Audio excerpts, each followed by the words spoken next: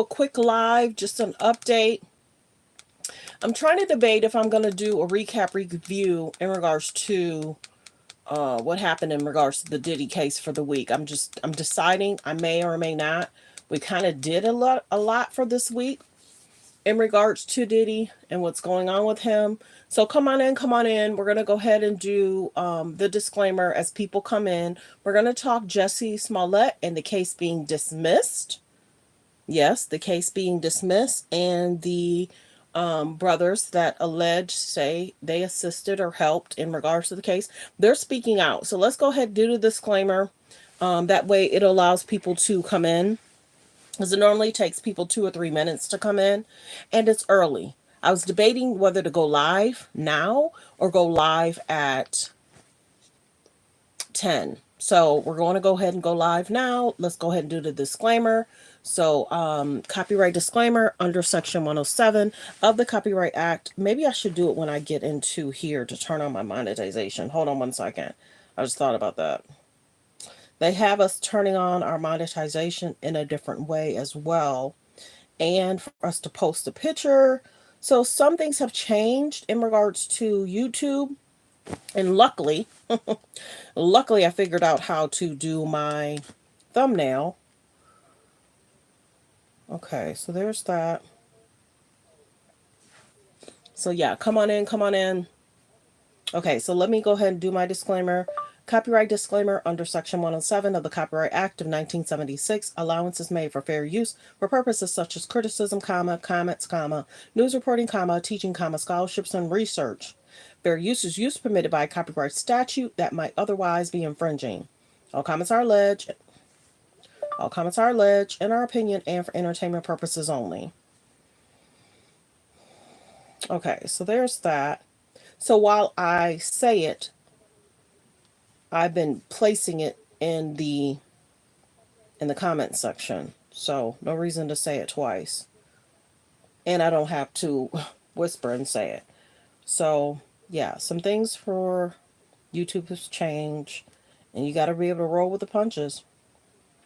I figured it out. Luckily, I figured it out. I see that some people are still having the same problem I had a few days ago, but I figured out how to put in the thumbnail. You kind of have to drag it and then put the thumbnail in. So just be patient while I get this all set up. But thanks for being here, everyone. We're going to listen to this clip. We were just about to watch something on Netflix, and I said, no, let me go ahead and go live. Let me go ahead and take care of this, because this is a subject I wanted to talk about anyway. This is give me, a little time. And, thank goodness everyone's always patient with me over here. Yeah, so many people are surprised that Jussie Smollett, things were overturned and it was dismissed. So people are kind of surprised. So we're going to get into it. We're going to listen to the news and kind of go from there. But the brothers are speaking out, who alleged, they said that they're still owed $500 and they don't think they're going to get it. I don't think you're going to get it either. But if you assisted, I'm surprised nobody's in jail. Hello? That's a whole situation. If the brothers assisted and helped, I'm surprised they didn't spend a lot of time. And I don't know, they might have spent time, whether it was 30 days, 60 days, 90 days. I can't recall if the brothers spent any time, or if they were to plea and tell on him so they wouldn't get time. But here nor there, no one should be doing anything in regards to plot and planning. This is the one thing I don't get why people break the law. There's cameras everywhere. There's way to trace people's phones. There's way to trace money. Why are people at this grown age breaking the law? It just does not make any sense to me. Hi, everyone. Press 3 if you're new, where you're watching from. Good morning. Press 3 if you're new, where you're watching from. Good morning. You're one of my first ones always, too. Welcome. Come on in. Press 3 if you're new, where you're watching from. Press 5 if you've been here before, where you're watching from. Continue to hit the like button. Press 1 if you're watching from a phone. Press 1 if you're watching from a phone, and press 2 if you're watching from a tablet. Because if you're watching from a phone, you can literally double tap your phone and it'll hit the like button. If you're watching from a tablet, you can literally double tap the tablet. Now, in regards to your TV, you have to scroll up, scroll over, whatever. Good morning, good morning. Hello, Illinois. Welcome, Illinois. It's been a while since I've been to Illinois. Welcome, welcome. Welcome, welcome. Come on in, come on in. We're going to talk Jussie Smollett and the brothers. And a lot of people were like, Jussie Smollett, remember when he went in, he wouldn't eat, they released him, a lot was going on. So we're definitely going to listen to the brothers. Let's see, we're at 5 minutes. I was going to wait and play it after 9 minutes, but I'm not. But I need everyone to hit the like button though. Double tap the screen, hit the thumbs up above the video, below the video. Thanks for being here, everyone. Good morning, good morning. Come on in and say good morning. I hope everyone had a great weekend. I did. I make sure of it. I make sure of it. We make sure of it. But yeah, so relaxing, so relaxing. So yeah, good morning, everyone. Like I mentioned, I'm deciding if I'm going to do a recap review of the Diddy case. Everyone knows I've been covering that. We went from 3,000 subscribers to almost 34K. So definitely subscribe too. I pretty much did a lot regarding it because I know a lot of people work during the week and they may not have catch it. Sometimes on Friday, Saturday, or Sunday, I'll do like a whole recap of the whole week, just in case you missed it, is what I call it. Because there were some things that would happen, but let's stay focused on this Jussie Smollett thing. We're going to play this clip. People are just now coming in. You guys right in the middle of this. Ola and Abel Osundairo. We appreciate you guys joining us. We saw you on the special, recreating this big hoax. First off, your thought about this decision from the courts. We were taken aback initially, not because of the Supreme Court's decision, but because Jussie never admitted guilt. We understand that he has due process rights and double jeopardy shouldn't and is not allowed in America. However, Jussie should have admitted guilt, and that's where we stand. So the real injustice here was the sweetheart deal he was given by Kim Foxx's office at the beginning of all of this. Here's what Kim Foxx said yesterday, defending the plea deal. Watch. The amount of attention to a filing of a false police report charge and the energy that resulted from that is something. Let's bring in two guys right in the middle of this. Let's play the next clip. Come on in, come on in.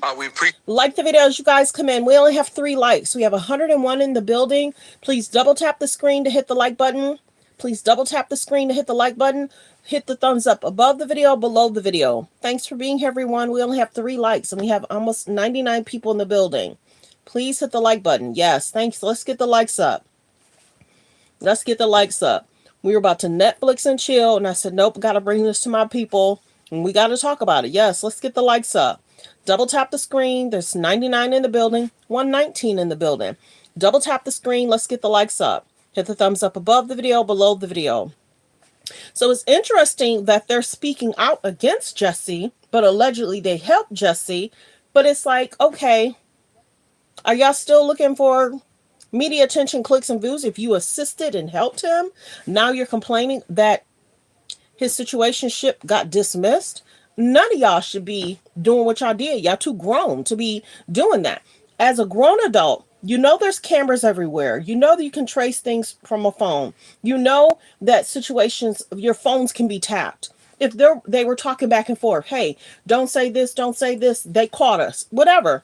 But I just don't get why they're talking against Jussie when you allegedly helped Jussie. Let's continue. Don't understand. What's important to note is Dan Webb knew all along that this was not a legitimate prosecution. So I'm grateful that the court has finally put this to rest. So Abel, Your thoughts. She says, what's the big hype? He did he did all these network interviews. He said how white MAGA people are out to kill him because he was gay and black. We're in the middle of the George Floyd riots. This was a blowtorch to blow up American society and further that cause and make him more famous. That's the big deal, isn't it? Yes, it is a big deal. And the problem is, if it was a regular Schmo Joe, John Doe, or Ola Osundairo, he would not get that deal. Jussie got that deal because he has influence and power. So it shows that there are two different citizens in America, one with power and one without. And that's why he got that sweetheart deal. I won't understand. It's important to note is Dan Webb. But y'all allegedly assisted and helped him. Why are you mad because the case was dismissed? Excuse me? This is crazy. You talked to him since, Ola? Did he ever pay you guys? We have not spoken to him since. Yes, he did pay us at first. He still owes us $500. Still owe him $500. I don't think we're ever going to see that. No, you don't. But it wasn't. Yeah. It wasn't about the money. It was not about the money at all. It was more so us helping out a friend. Do you know anyone that believes him? Do you know anyone that believes Jussie Smollett was telling the truth, Ola? Not a single soul. I do see people online that still has his back, but no, in my immediate circle, nobody believes him. Yeah, not even Pinocchio. Abel, let me ask you something. When he told you about it, did you realize this was an absolute farce that would never come off, that no one would believe it? Yes, I did believe that. However, he made it seem like... Have you talked to him since, Ola? Did he ever pay you? Next clip. We're at 6 likes, you guys. We have about 137 in the building. Please like the video. Press 1 if you're watching from a phone and double tap the screen. If you're watching from a tablet, press 2, double tap the screen to hit the like button. And if you're watching from a TV, you could always scroll up or down to hit the like button. Yes, we have about 120 in the building. If I can please get 120 to please subscribe and turn on your notification bell. But let's get the likes up, you guys. We have 9 likes and 120 in the building. When you hit the like button, it's free. And it helps push me into the algorithm. So we have 158 in the building. If I can please get 150 people to subscribe and turn on the notification bell. Yes, we should be at 120 likes. If you're watching, please support the channel. Double tap the screen to hit the like. Thank you. Let's get to the likes. I'm surprised they're speaking out and speaking up against Jussie Smollett, but here you are complaining about it, and then that he still owes you $500. You're a part of the hoax. What in the world are we watching? Why are you guys grown as heck putting a hoax together, knowing that there are cameras everywhere? They're going to be able to trace your emails, phone calls, whatever. Why are grown men breaking the law? And a lot of people were Jussie Smollett's huge fans. They were huge fans of Jussie Smollett. But this taught a lot of people don't do something ridiculous, but nobody should be breaking the law, period. Continue to hit the like button, double tap the screen, hit the thumbs up above the video, below the video. Let's watch the next clip. Hollywood does. He mentioned Kim Kardashian. During that time, she had a incident where she got robbed and kidnapped in France. And he said that was made up. That was fake. So that's what I was thinking, like, oh, this is what Hollywood does. My brother and I are professional actors, and we thought, oh, this is our introduction into Hollywood. And actually, we go further in our book that we just released, Bigger Than Jussie, the reason why Jussie might have actually performed this hoax. And who? That's a very important question that leads us to the why. The who. Who is involved? To it. Yeah. And obviously, I think he's unemployable, even though he beats it on this. This is what Hollywood does. He mentioned Kim Kardashian. During that time, and yeah, remember how Kim was like, I'm not going to be wearing jewelry like that again. I'm not going to be wearing jewelry like that again. And here she is wearing jewelry like that again. Also having her daughter in expensive stuff. So they should not be referencing the K's and the J's because they like to do stuff for media attention. To Hollywood. And actually, we go further in our book that we just released, Bigger Than Jussie. So that's why the they're reason talking. Why Jussie They have a might book. have actually performed this hoax. And who? That's a very important question that leads us to the why. The who. Who is Put him up involved? to it. Yeah. Who, and obviously, I think he's unemployable, even though he beats it on this. This is what Hollywood does. This is not what Hollywood does. This is the other thing. Jussie, if I'm not mistaken, sometime this year, didn't he state a project that he's working on?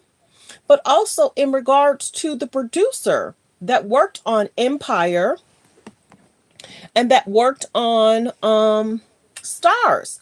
I don't think he's produced anything since Stars or Empire. Correct me if I'm wrong. Let me know in the comments. Not a lot of comments this morning. Can you guys hear me okay? Press 1 if you can hear me okay.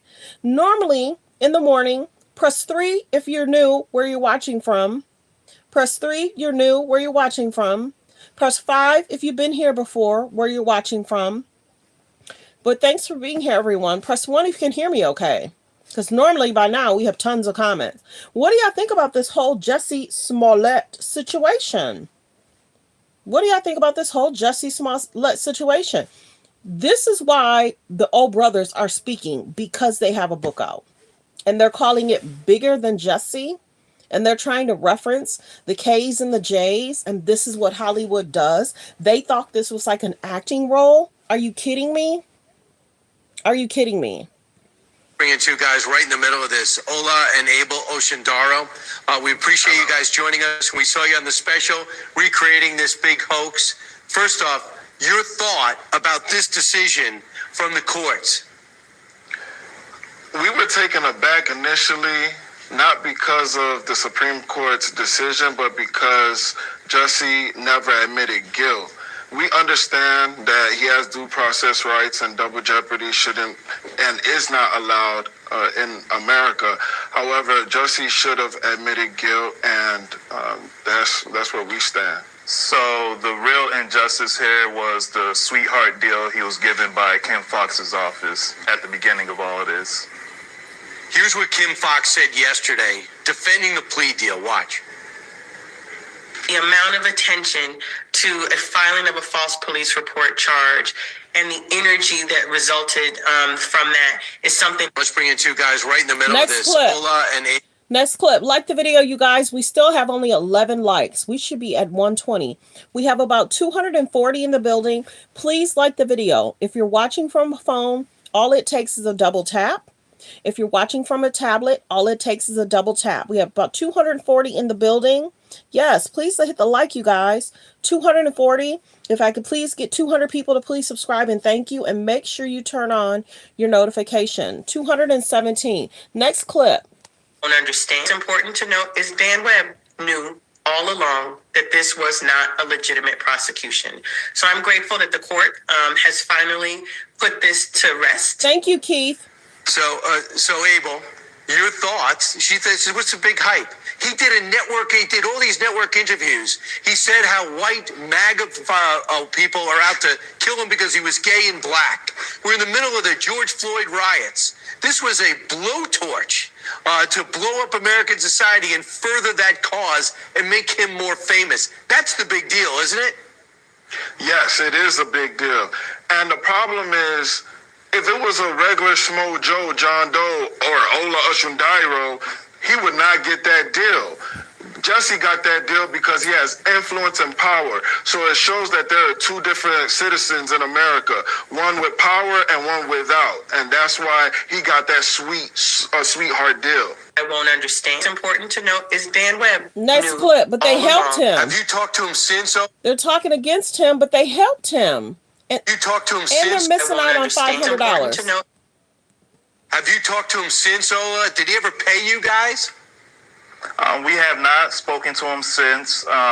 Yes, he did pay us at first. He still owes us $500. $500. But I don't think we're ever going to see that. No, you Yeah, won't. but it wasn't. ahead. Yeah, it wasn't about the money.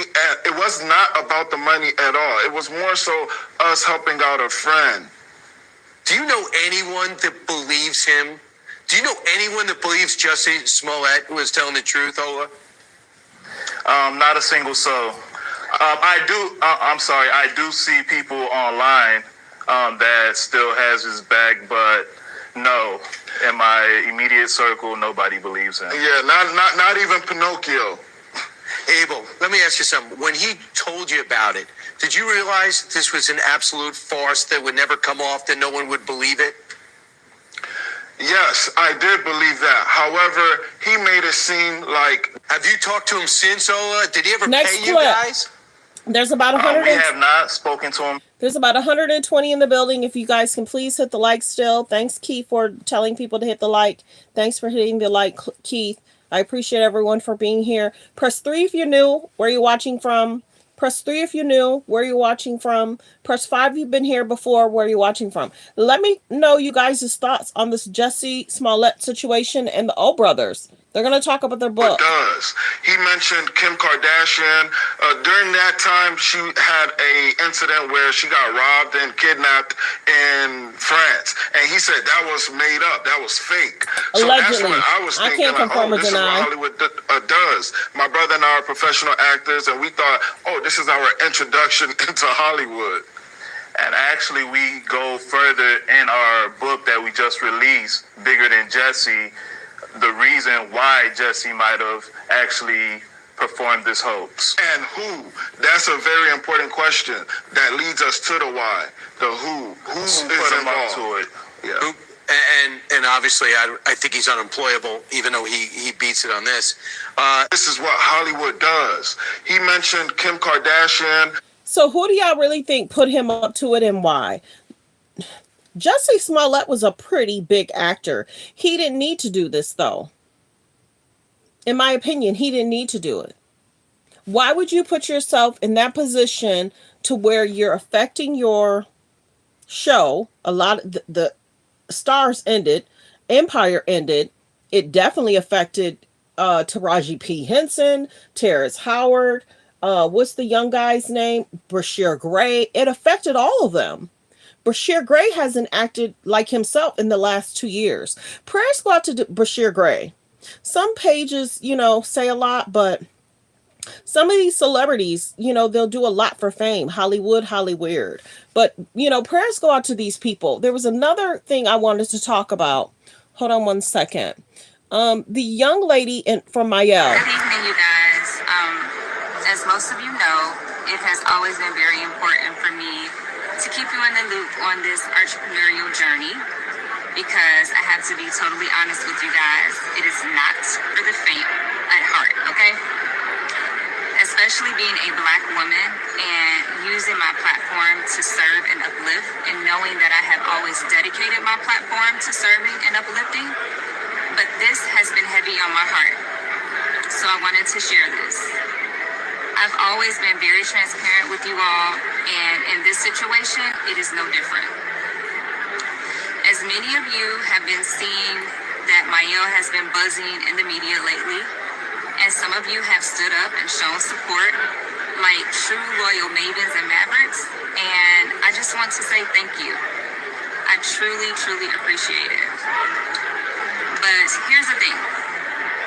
We recently discovered that the original TikTok creator who sparked all of those rumors about Mielle products causing hair loss and falsely claiming that the rosemary mint oil formula has changed, that creator has been paid by one of our competitors. Allegedly, I can't confirm or deny. Yes, this creator was earning a commission to promote a competitor's product while spreading misinformation about our products for their own personal gain. And unfortunately, some who joined in on those conversations seem to have ulterior motives as well.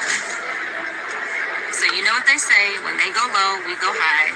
And out of respect for everyone involved, we tried to handle this situation quietly, but it has reached a point to where I feel it's important to be transparent with you all. So just to let you know, the original creator of those false videos have since been removed, because people deserve to know the truth, and they deserve to understand that if there are hidden motives behind the misinformation that they're hearing out here on social media. So it is very disheartening because I have always operated with a spirit of believing that there is room for everyone to win. Right. But unfortunately, not everyone shares that same belief. So I just want to reassure you guys that our products are safe. They are based on consistent formulas, sourcing, and processes, and they are used and loved by millions of satisfied customers every day without a problem. So at the end of the day, I'm grateful for all of the support. I see y'all out there standing up for us in the comments, fighting with people in the comments. I appreciate you guys more than you probably ever know. But now I need your help. Please spread this word and share this message with everyone that you know, because the truth matters and it's up to us to make sure that the truth is heard. And I've always focused on integrity because you can never go wrong with being honest and having integrity. And more importantly, I'm always going to stand on business. So good for her. She's speaking out about her products. If you've ever used some of her products, go over there, show support. You know, that's not good if somebody else is paid to falsify and talk about your business. Okay, we're going to go ahead and do a quick Diddy recap. Let me just go ahead and do that. That way people can come in. You know, we could generally talk, and then that way we can just do a general update right here, right now. So we just talked Jussie Smollett. We're going to talk a recap review about Diddy, and then that way everything is posted in one spot. Okay, so let's get to a quick update. If you guys are coming in, if you did not know, Diddy went to court twice last week. One day, it was either Tuesday, Wednesday, and then he had a court hearing on Friday. So we're going to get to some clips because, of course, everyone works long hours, long shift. So just in case you missed it, we're going to talk about Diddy and what happened in the hearing and kind of go from there. So like the videos you guys come in, We're going to do a quick update. I'm going to go ahead and post it here versus going out, then coming back in to get the people in. I'm not going to do that. I'm going to just do everything right here. Okay. Like the video, fair use reaction clip. Combs, the lawsuits just keep on coming. And particularly when you talk about Texas lawyer Tony Busby. He's filed 5 new lawsuits in federal courts on Tuesday with some of the most horrific claims yet against the embattled rapper. The accusations come from both men and women, some just teens when they say that Combs attacked them, others in their late 30s. The claims are all related to alleged conduct. Welcome. We have about 251 in the building. If I can please get 200 people to please subscribe and turn on your notification bell. Thank you for subscribing. I do see the numbers are going up. We're trying to get to 34K. We're going to do a recap review, some things in regards to Diddy, just in case you missed it. That's what we called it. Like the video. We're about 18 likes. We should be at least 150. Continue to hit the like button. Double tap the screen if you're watching from a phone. Double tap the screen if you're watching from a tablet. If you're watching from a TV, you have to scroll up. But hit the like button is the thumbs up. Above the video, below the video. Thanks for being here. Press 3 if you're new, where you're watching from. Thanks for being here, everyone. And like I've said before, I always do my disclaimer in regards to Diddy. A judge jury will have to decide if there's any wrongdoing. He's innocent until proven guilty from a court of law. So we're going to do a reaction video. Fair use reaction clip. In New York and Miami, 2 places where Combs had lived and worked for decades, and they're just as equally as disturbing as what we've heard in the past. And we know that Tony Busby has filed a number of lawsuits already against Sean Combs. He says he represents over 100 alleged victims of Sean Combs. And just to take a step back, you know by now what we're talking about, right? The criminal charges that Sean Combs is facing out of the Southern District of New York. A grand jury indictment led to charges of racketeering conspiracy, transportation to engage in prostitution, sex trafficking. Prosecutors claiming that Combs used his influence as the head of Bad Boy Records and his other businesses, his significant wealth, his influence, his power, to host freak-offs, these elaborate sexual orgies that involved illegal drugs and male prostitutes and coercion and force, and there were entire camera setups. And the government says that Combs would go to any lengths, legal or illegal, to satisfy his sexual desires. Allegedly. Right now at Coles. Allegedly. Like the video as the commercial goes past. There's about 235 in the building. If I can please get 150 people to double tap the screen to hit the like button. If I can please get 150 people to double tap the screen to hit the like button. Thank you. Continue to hit the like button. Continue to hit the like button. Thanks for being here, everyone. Like the video as you guys come in. Continue to hit the like button. It pushes me out into the algorithm. Some people delay their shows until they get the 200 likes. Some people delay the shows until they get the super chat. Some people delay their shows until they get the memberships. My show goes really fast because I want to put the information out there. But my show is a little bit newer because my show had 3,000 subscribers. So people are still trying to get used to knowing us over here at Let's Talk About It Media 21. So definitely hit the like button. Definitely hit the like button. We have about 227 in the building. If I can please get 200 people to please subscribe and thank you. Thank you, thank you, thank you. Press 3 if you're new, where you're watching from. Press 3 if you're new, where you're watching from. Press 5 if you've been here before, where you're watching from. Thanks for supporting the channel, everyone. Let's get back to the clip. Fair use reaction clip. Hold on. Late 30s.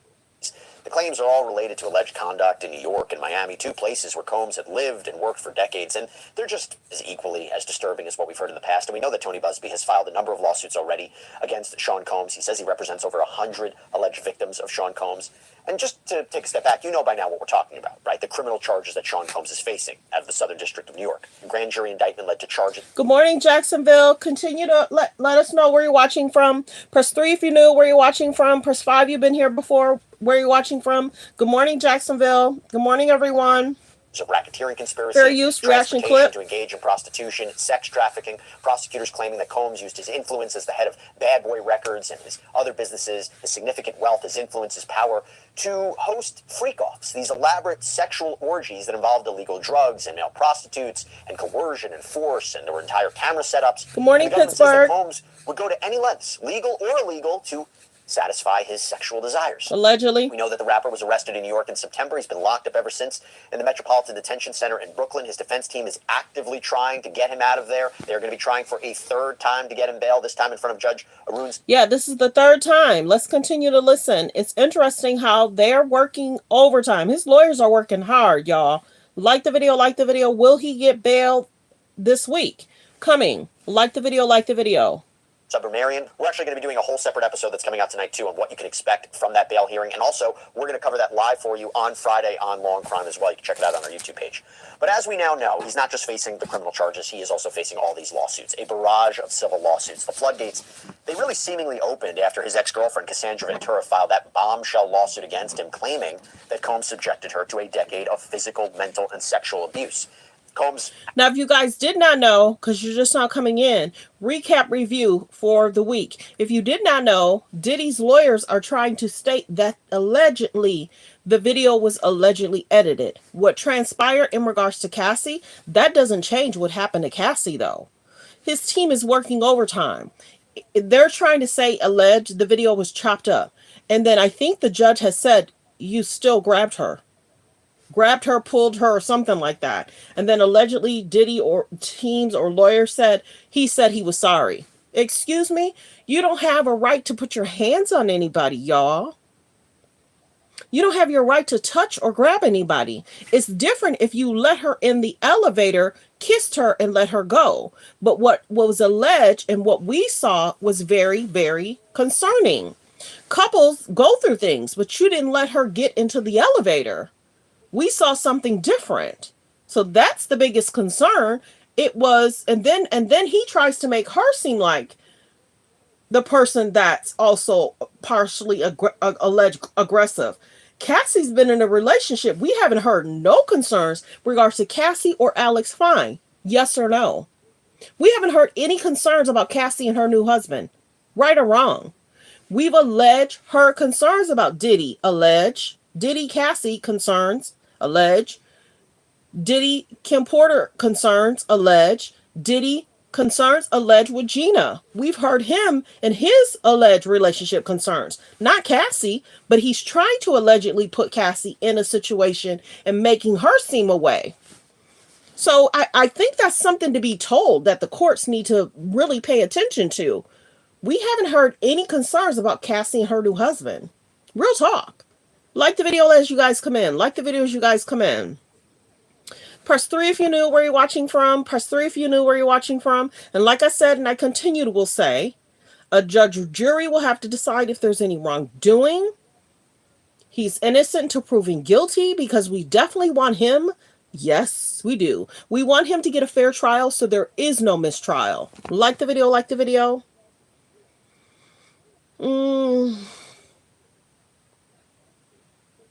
And then if you guys don't know, the judge asked each side to write a letter before the hearing for Monday. He's still seeking bond.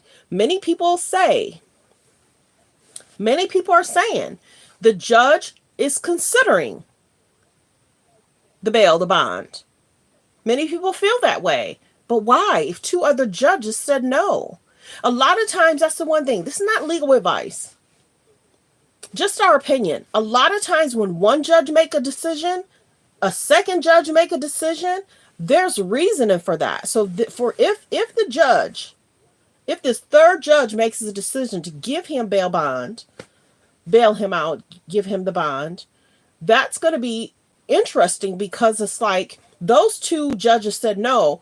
Why are you wanting to? And if we're allegedly hearing different things of if there's alleged rules being broken, why would you want to give him bail or bond? And a lot of alleged, I keep saying alleged, I'm going to protect my page. Hello. I'm going to protect my page. If there's all these alleged victims, pray for the alleged victims. You know what I mean? If you also did not know, it's being reported that Diddy's team or Diddy lawyers sent Shine a cease and desist because Shine has a documentary that's coming out and he's talking about Diddy. Like the video, like the video. We have about 32 likes. Press 1 if you're watching from a phone because we should definitely be at 120 likes. Press 1 if you're watching from a phone. Press 2 if you're watching from a tablet. Press 1 if you're watching from a phone. Press 2 if you're watching from a tablet. Because if you're watching from a phone, you could double tap the screen from a phone. If you're watching from a tablet, you can also press 2. Phone, press 1, press 2 from a tablet. You could definitely double tap the screen if you're watching from a phone. You could also double tap the screen if you're watching from a tablet. But yeah, in regards to this court hearing, there are people that look up Pacer every week and they're definitely able to, there's a lot of ones in here. Double tap the screen. Double tap the screen to hit the like button. Let's get the likes. Thank you. There's about 219 in the building. We should definitely have the likes to 120. So there's people that's looking up the court case through Pacer and they're able to see what's happening week by week, day by day. If any documents are presented, they're able to see that.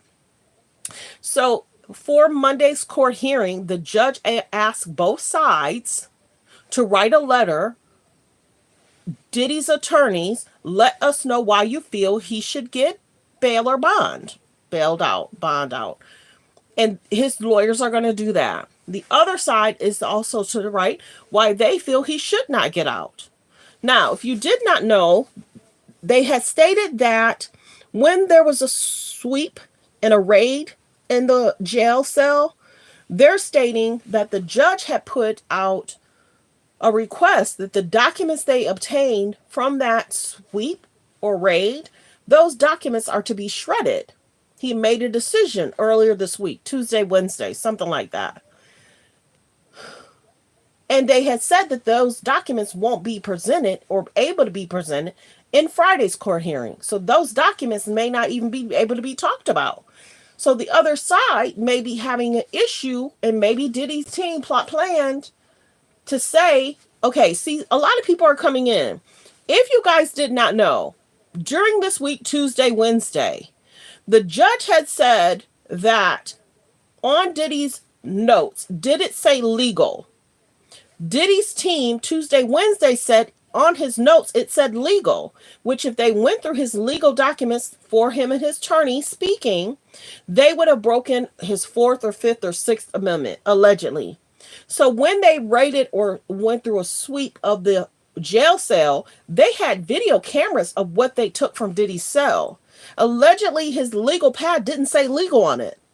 I think it had said notes or things to do or something that, like, to that nature. So when they went to the court hearing, the document allegedly said legal. But then when it was recorded, it didn't say legal. So there's a lot going on. So also the judge had said Friday, make sure you're ready to explain to me why what was recorded didn't say legal, but what you gave me in court said legal. So the judge is paying attention to Diddy's lawyers. The judge is paying attention to what's being said. The judge is paying attention if Diddy is actually breaking jail rules. So which is huge. Which is huge. You want to get bailed out, bonded out, but are you breaking jail rules? Because if you're breaking jail rules, what makes us think that you won't break rules when you get into your own crib? They also presented where he would live, where Diddy would live. And Diddy had said that he might live on, he'll live in Miami, near, and there won't be no boat on the dock. The judge said, oh no. But we're going to go ahead and listen to this clip because I'm going to let y'all listen to what was said in regards to the court hearing. Like the video, like the video. We're at 38 likes. There's about 321 in the building. If I can please get 321 to subscribe, we're trying to hit 34K. So please subscribe and turn on the notification, please. Please turn on the notification. Please subscribe and turn on the notification. So we're going to continue with this clip. There's about 357 in the building. Please continue to hit the like button, you guys. Double tap the screen, hit the 1 if you're watching from a phone. Double tap the screen, continue to double tap the screen. Next week, I have to be hard on you guys. I got to get the likes up because it helps push me into the algorithm. There's about 336 in the building. If I could please get 300 people to please subscribe and thank you and turn on your notification. Let's get the likes up. Okay, let's go back to the clip. So fair use. Let's get the likes up though. Adamantly denied the claims, but you remember he settled that lawsuit with Cassie the very next day. Yes, and then he there did. was a surge of lawsuits after that, with several other people coming forward to say that while Combs appeared to be everybody's favorite celebrity rapper, appearing on talk shows, guest starring on TV shows and movies, behind the scenes, they say he was essentially a ruthless criminal. Alleged. On Tuesday, attorney Tony Busby filed these 5 new complaints, and they share a common theme. They share a common theme with the others that he's filed on behalf of clients who say that Combs abused them. They all talk about Combs' alleged drug use, the claim that he and his associates would drug or lace drinks with GHB or ecstasy that he would give them to unsuspecting victims at parties and auditions. Allegations that not only he, but his associates, his bodyguards, participated in forced sexual acts. Alleged. All the plaintiffs, they have filed anonymously against not only Combs, but also his companies like Bad Boy Entertainment, Bad Boy Productions. Now, before we get into this, I have to stress something. Combs has always denied any wrongdoing or criminal activity. Yes, he has. He and his attorneys have said that if anything sexual did happen, it was consensual. And remember, he hasn't been found liable in a court of law yet. He hasn't been found guilty in a court of law yet. And I think the argument would be, it may seem strange to you and I. You and I might not engage in these kinds of freak-off sessions, but it's not necessarily illegal. By the way, with stories like this, our content, these Diddy allegations, I think it just goes to show you how important personal safety is. And I don't know if you think about it a lot, but do you know where that becomes especially important? Protecting your privacy online. I think you'd be shocked at how much of your personal information is actually out there, like your address and your phone number. Do you ever wonder why you get so many spam calls and emails? That's because all that information is public. But that is where our sponsor, Incognito, comes in. It is a service that helps you take control from a John Doe who lives in Texas. Like the video, like the video. There's about 373 in the building. Please subscribe and please turn on the notification bell. Press 3 if you knew where you're watching from. Press 3 if you knew where you're watching from. Let's continue with the clip. Fair use reaction clip. The complaint says, in the late 90s and early 2000s, plaintiff was an actor, regularly traveling across the United States for auditions and roles on stage and screen. After finding out about a role playing a police officer in a music video, plaintiff exchanged phone calls with a female casting director in New York. In October 2001, he traveled to Manhattan to meet with her.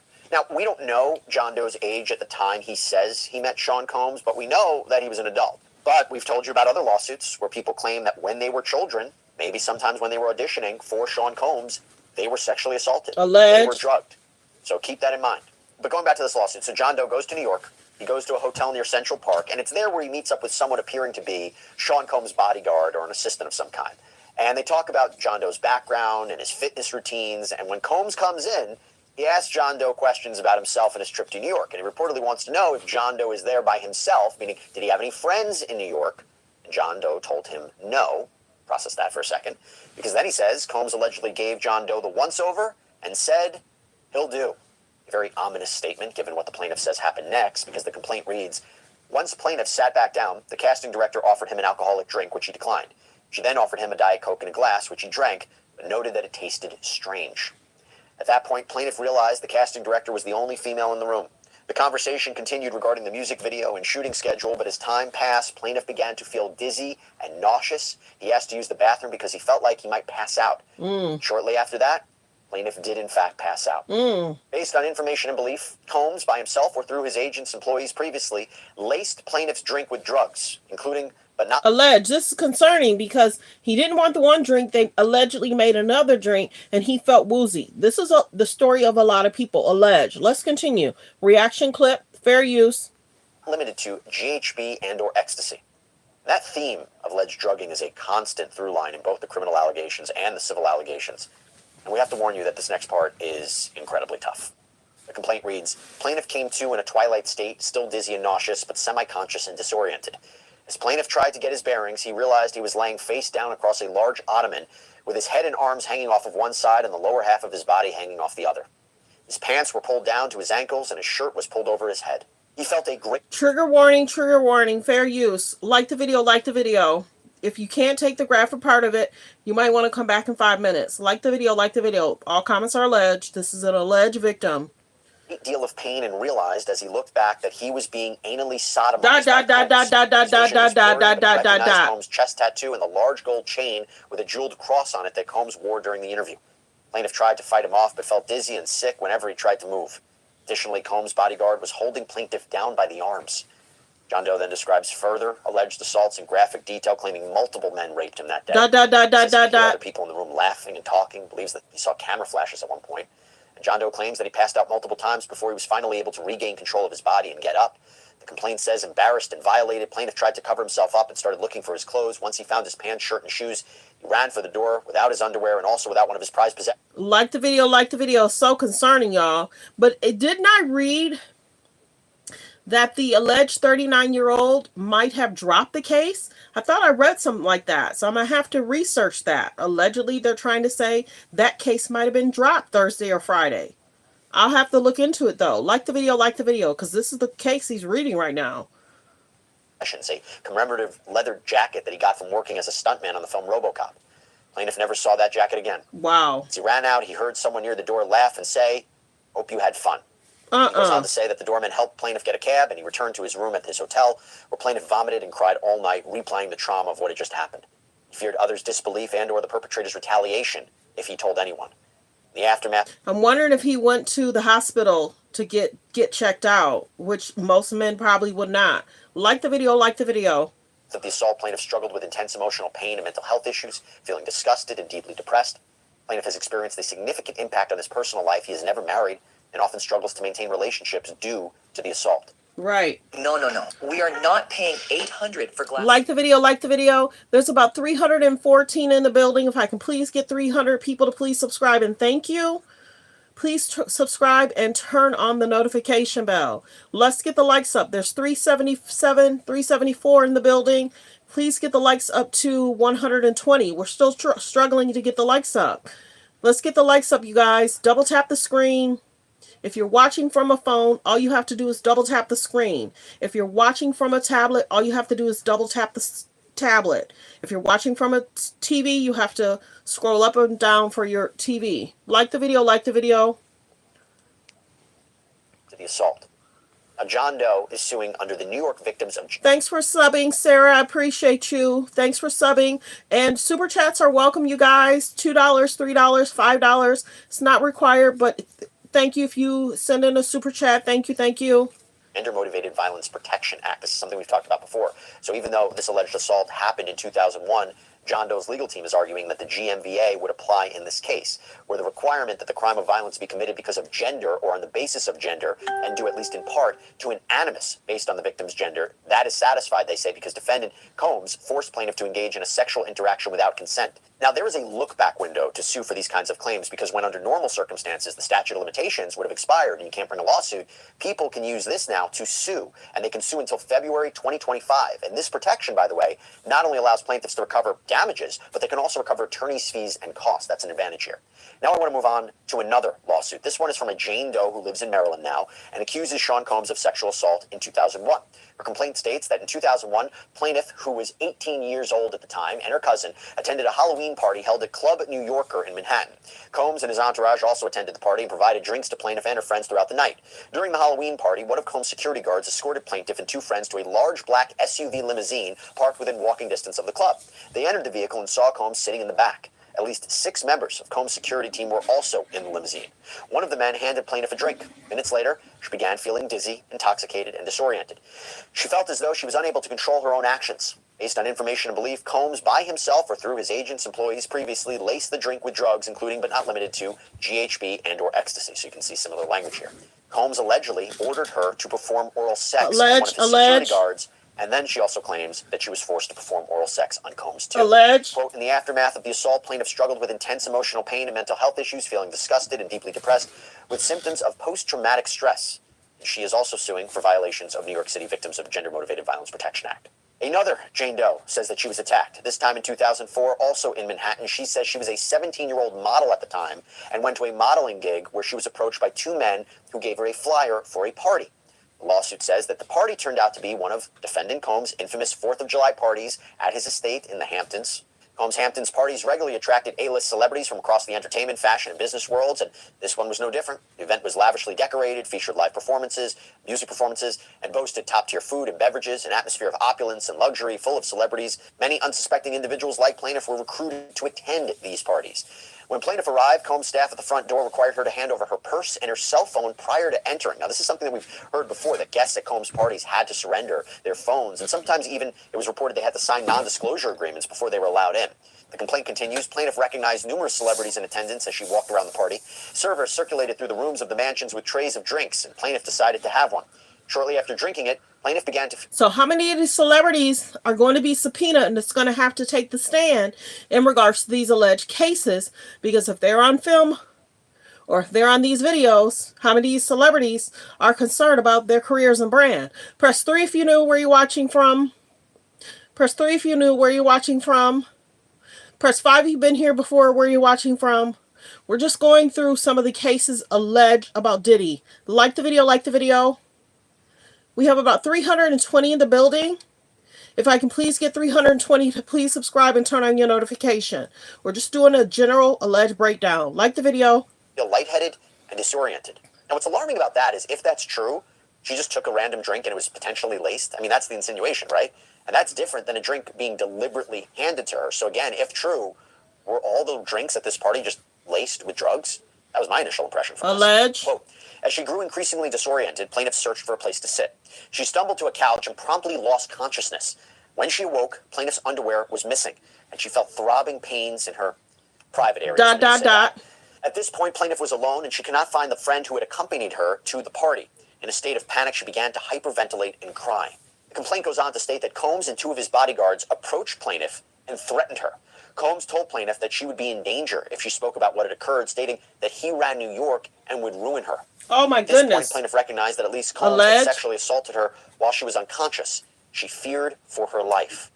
Plaintiff was coerced into agreeing not to contact the police in exchange for the return of her purse and phone. She agreed out of fear of what would happen if she did not.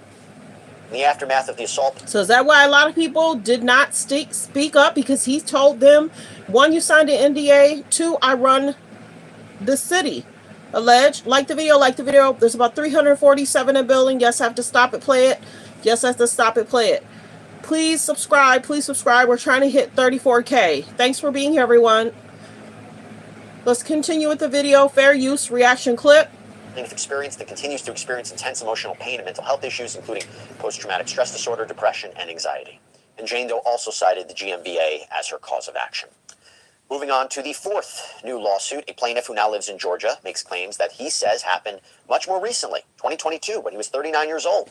Says he went to a Diddy party at a large home in New York City, went with friends, drank alcohol that was provided to him, and John Doe says he blacked out. When plaintiff regained consciousness, he was in a dark bedroom with black walls on a bed with black sheets. Everything around him was dark. Plaintiff was horrified to find Combs on top of him, sodomizing him. Plaintiff, in a state of shock and confusion, forcefully fought Combs off and fled the room, making his way to a nearby bathroom. Despite still being in a dazed, disoriented state, plaintiff fled the house in an effort to escape the situation as quickly as possible. He didn't return to the party after the assault, but plaintiff was traumatized by the assault and continues to experience severe emotional distress as a result of what he endured at Combs' hands. John Doe is also filing under the GMVA. But there is something I have to tell you about this lawsuit, and that is that lawsuit was just dismissed. Yes, the judge said that the plaintiff here failed to get the court's permission to file this anonymously as a John Doe. This is an issue we've seen before in other cases against Sean Combs, where courts have said the plaintiffs, they have to reveal their identities if they want this to proceed. Here, it seems to be an issue that this plaintiff never even got permission from the court to do so. So we'll see what happens next. Now this brings us to the fifth lawsuit. And this actually doesn't cite the GMVA as a cause of action. Instead, a Florida John Doe is suing all the plaintiffs for assault and sexual assault.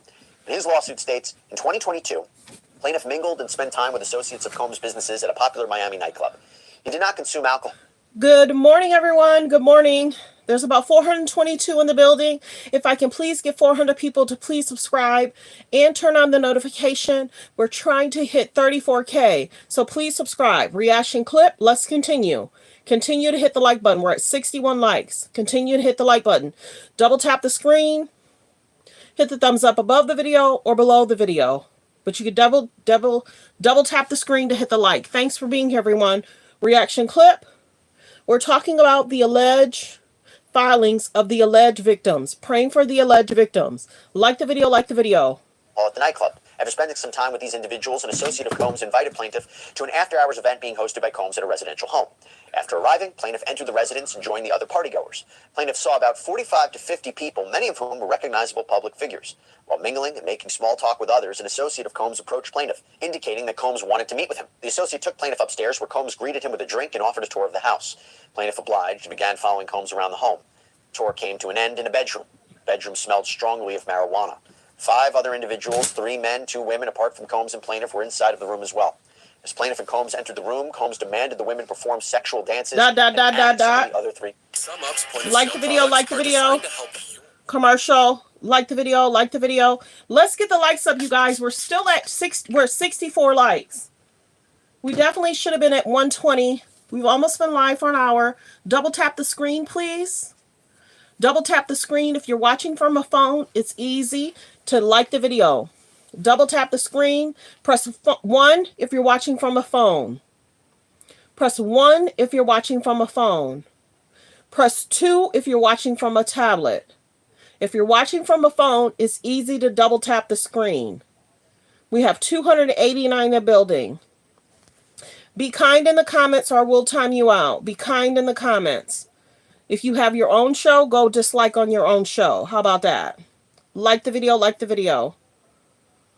Thanks for being here, everyone. Thanks for being here.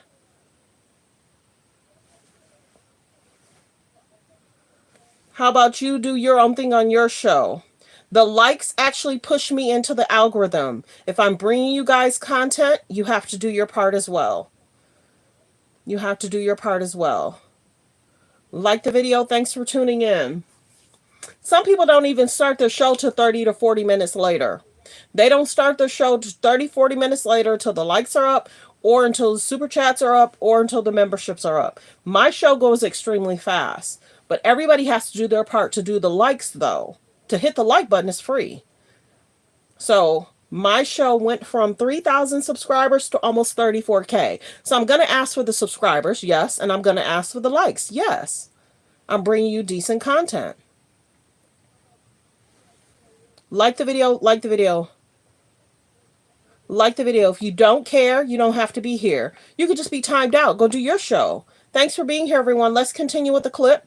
Thanks for being here, everyone. I appreciate everyone. As plaintiff's condition worsened and he began to fall in and out of consciousness, plaintiff knew he had been drugged. John Doe says he passed out. When he awoke, he was naked. He says that he saw Combs sexually assaulting him. Allege. Plaintiff recalls Combs telling him, "This is what you want." Allege. Wearing, quote, a disturbing smile. Dang. John Doe says that he passed out again, and when he woke up, he... Trigger warning for some, so just be careful. If you can't take it, please exit and come back in 10 minutes. Like the video. Thanks for being here, everyone. Please be kind in the comments. I will time you out. Go run your own show. Please be kind in the comments. Press 3 if you're new. Where are you watching from? Press 3 if you're new. Where are you watching from?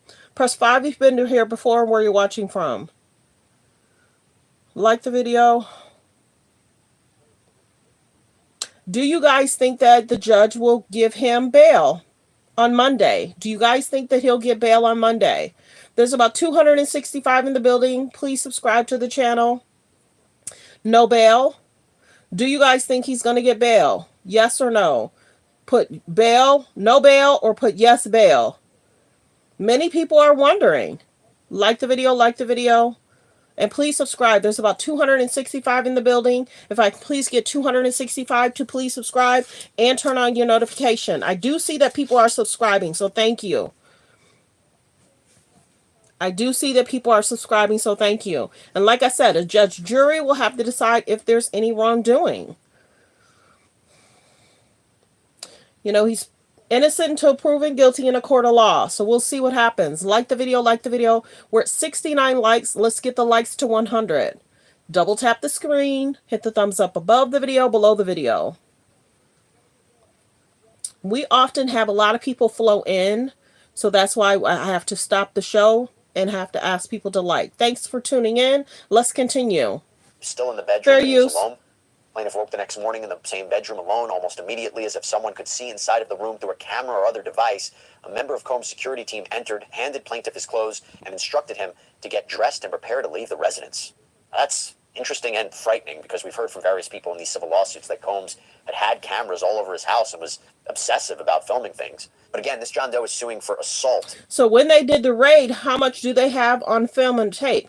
It was basically stated that Diddy does like to film himself in conversation because he doesn't like to repeat himself. So what did Diddy home have, and what does alleged Little Rod have? Like the video. Thanks for being here, everyone. Let's continue with the video. Fair use reaction clip. And a sexual assault under Florida law.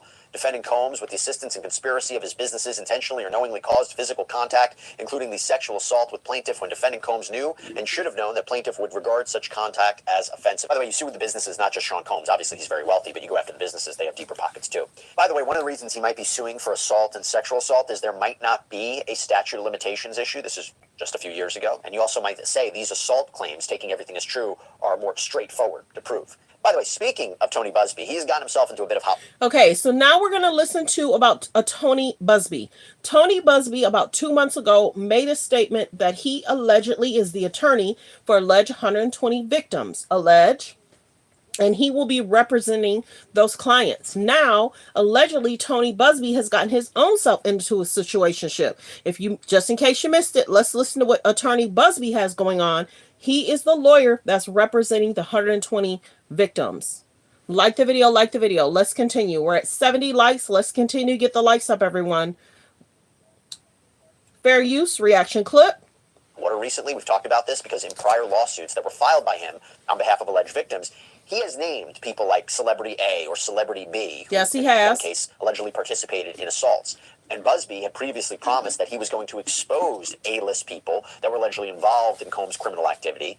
But so far, that hasn't happened. Yep. And an anonymous prominent person says that is because Tony Busby is extorting the high-profile people. This person... Now, that's alleged. I can't confirm or deny what Tony Busby has said to these people or what letter he sent or what emails he sent. I can't confirm or deny if Tony Busby is extorting these people. Alleged Tony Busby has been a lawyer for 30 plus years. He should know what to say, do, and shouldn't be allegedly, people shouldn't be feeling like they're being extorted. Like the video.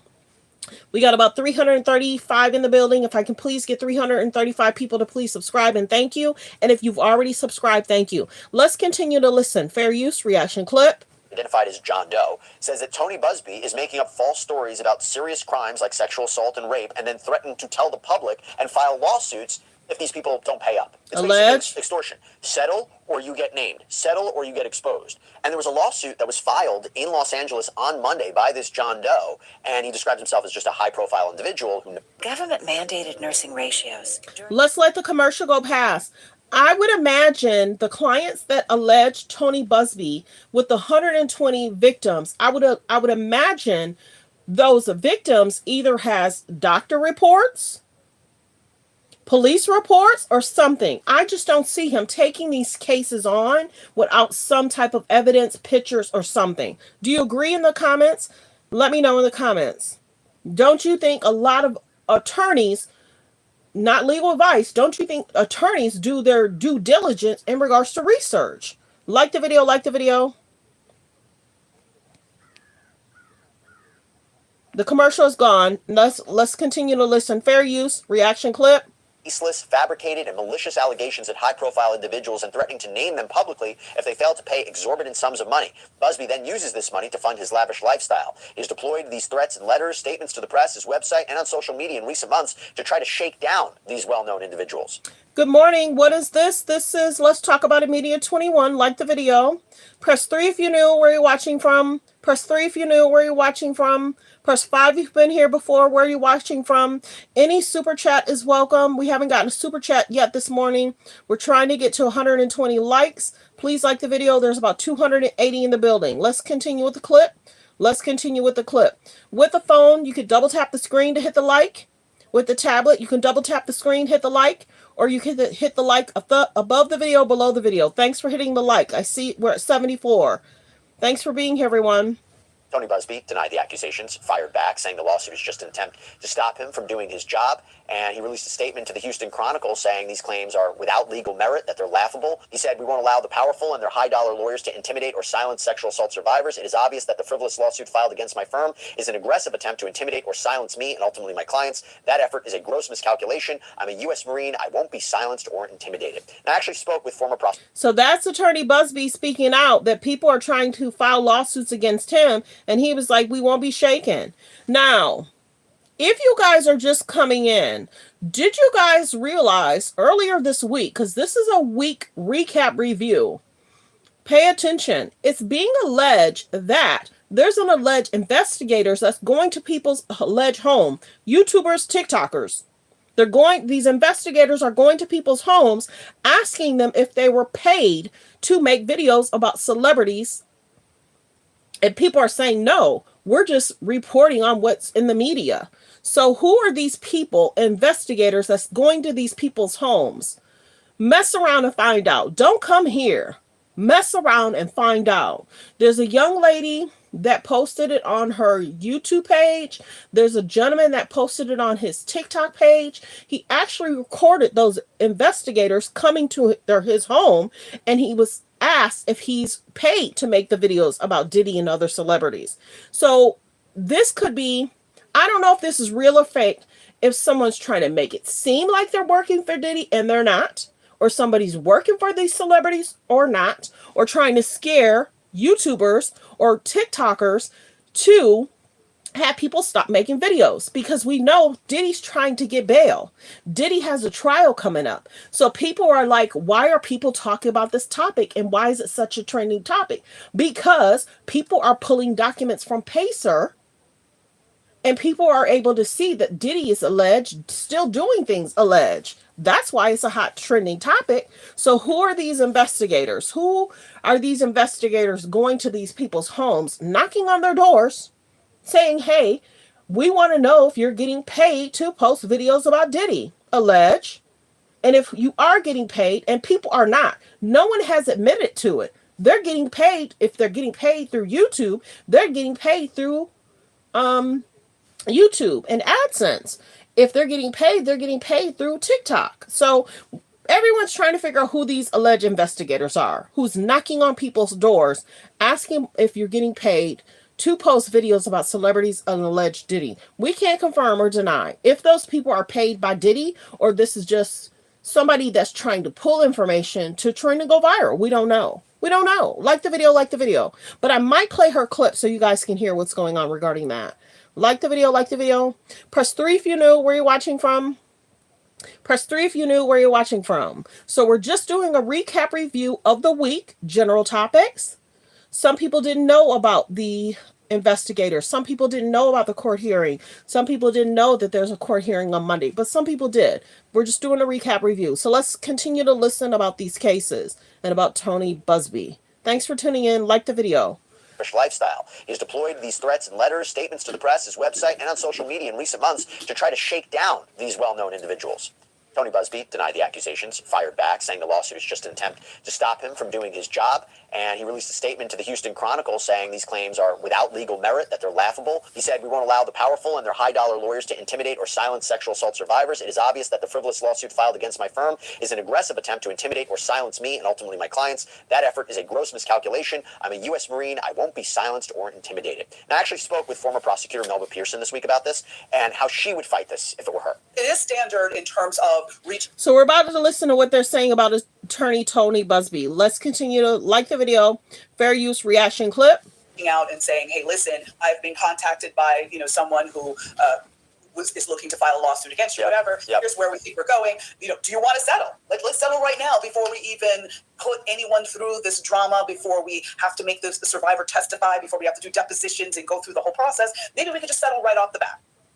That's normal, right? Yeah. But that fear, and I'm with you on that, Jussie, that fear of, I could fight this, but I'm going to lose so much more in the long run, that could be a deterrent and would make someone pay up. But at the same token, I'm hopeful that if you are wrongfully being accused of this, I mean, if it was me, heaven forbid, I think I would go on the offensive and name myself. I would come out and say, "Listen, I have been, Tony Busby reached out to me saying that so-and-so alleged that I did XYZ to them. I categorically deny it." And basically you come out on the offensive before anything gets filed. So that could maybe deter the case from moving forward, possibly. And by the way, you can check out that full interview with Melba over on our Long Crime YouTube channel. Love talking to Melba. She's the best. So for now, it's unclear what impact, if any, these explosive lawsuits will have on Sean Combs' federal case. It's very likely that the government investigators have spoken with these alleged victims, or they will be, as they build their racketeering and sex trafficking case against Sean Combs. Obviously, if there's a superseding indictment, that could all change. But for now, by the way, Combs only faces potential civil liability for these alleged acts in these lawsuits, not criminal charges.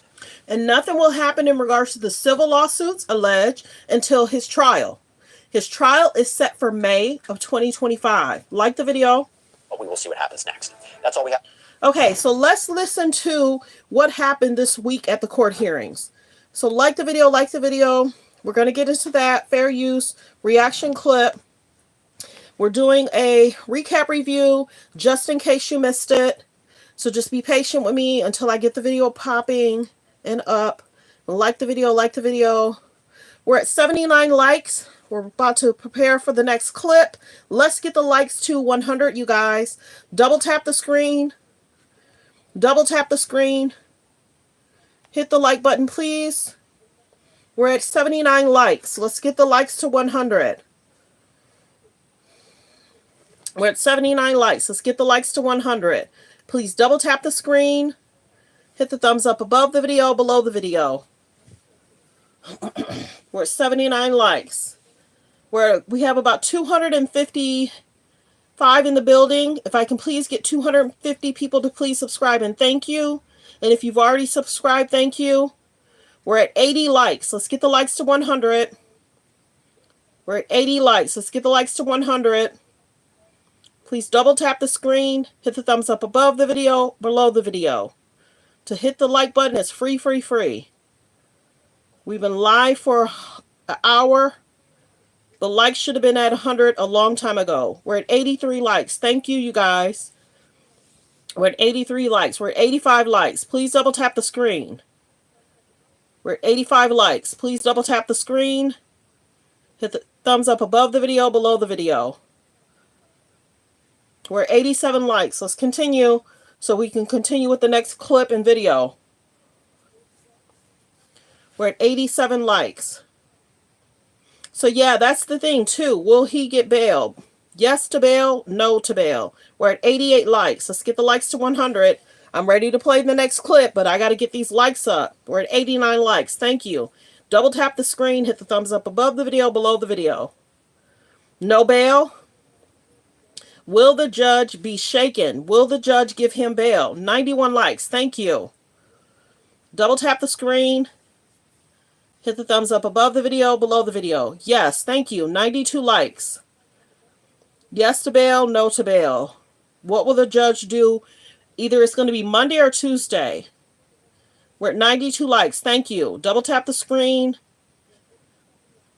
Double tap the screen. Hit the thumbs up above the video, below the video. We're at 92 likes. Keep them in. Like the video, like the video. Yes, hit the like, beautiful people. Like the video, 93 likes. Double tap the screen, hit the thumbs up above the video, below the video.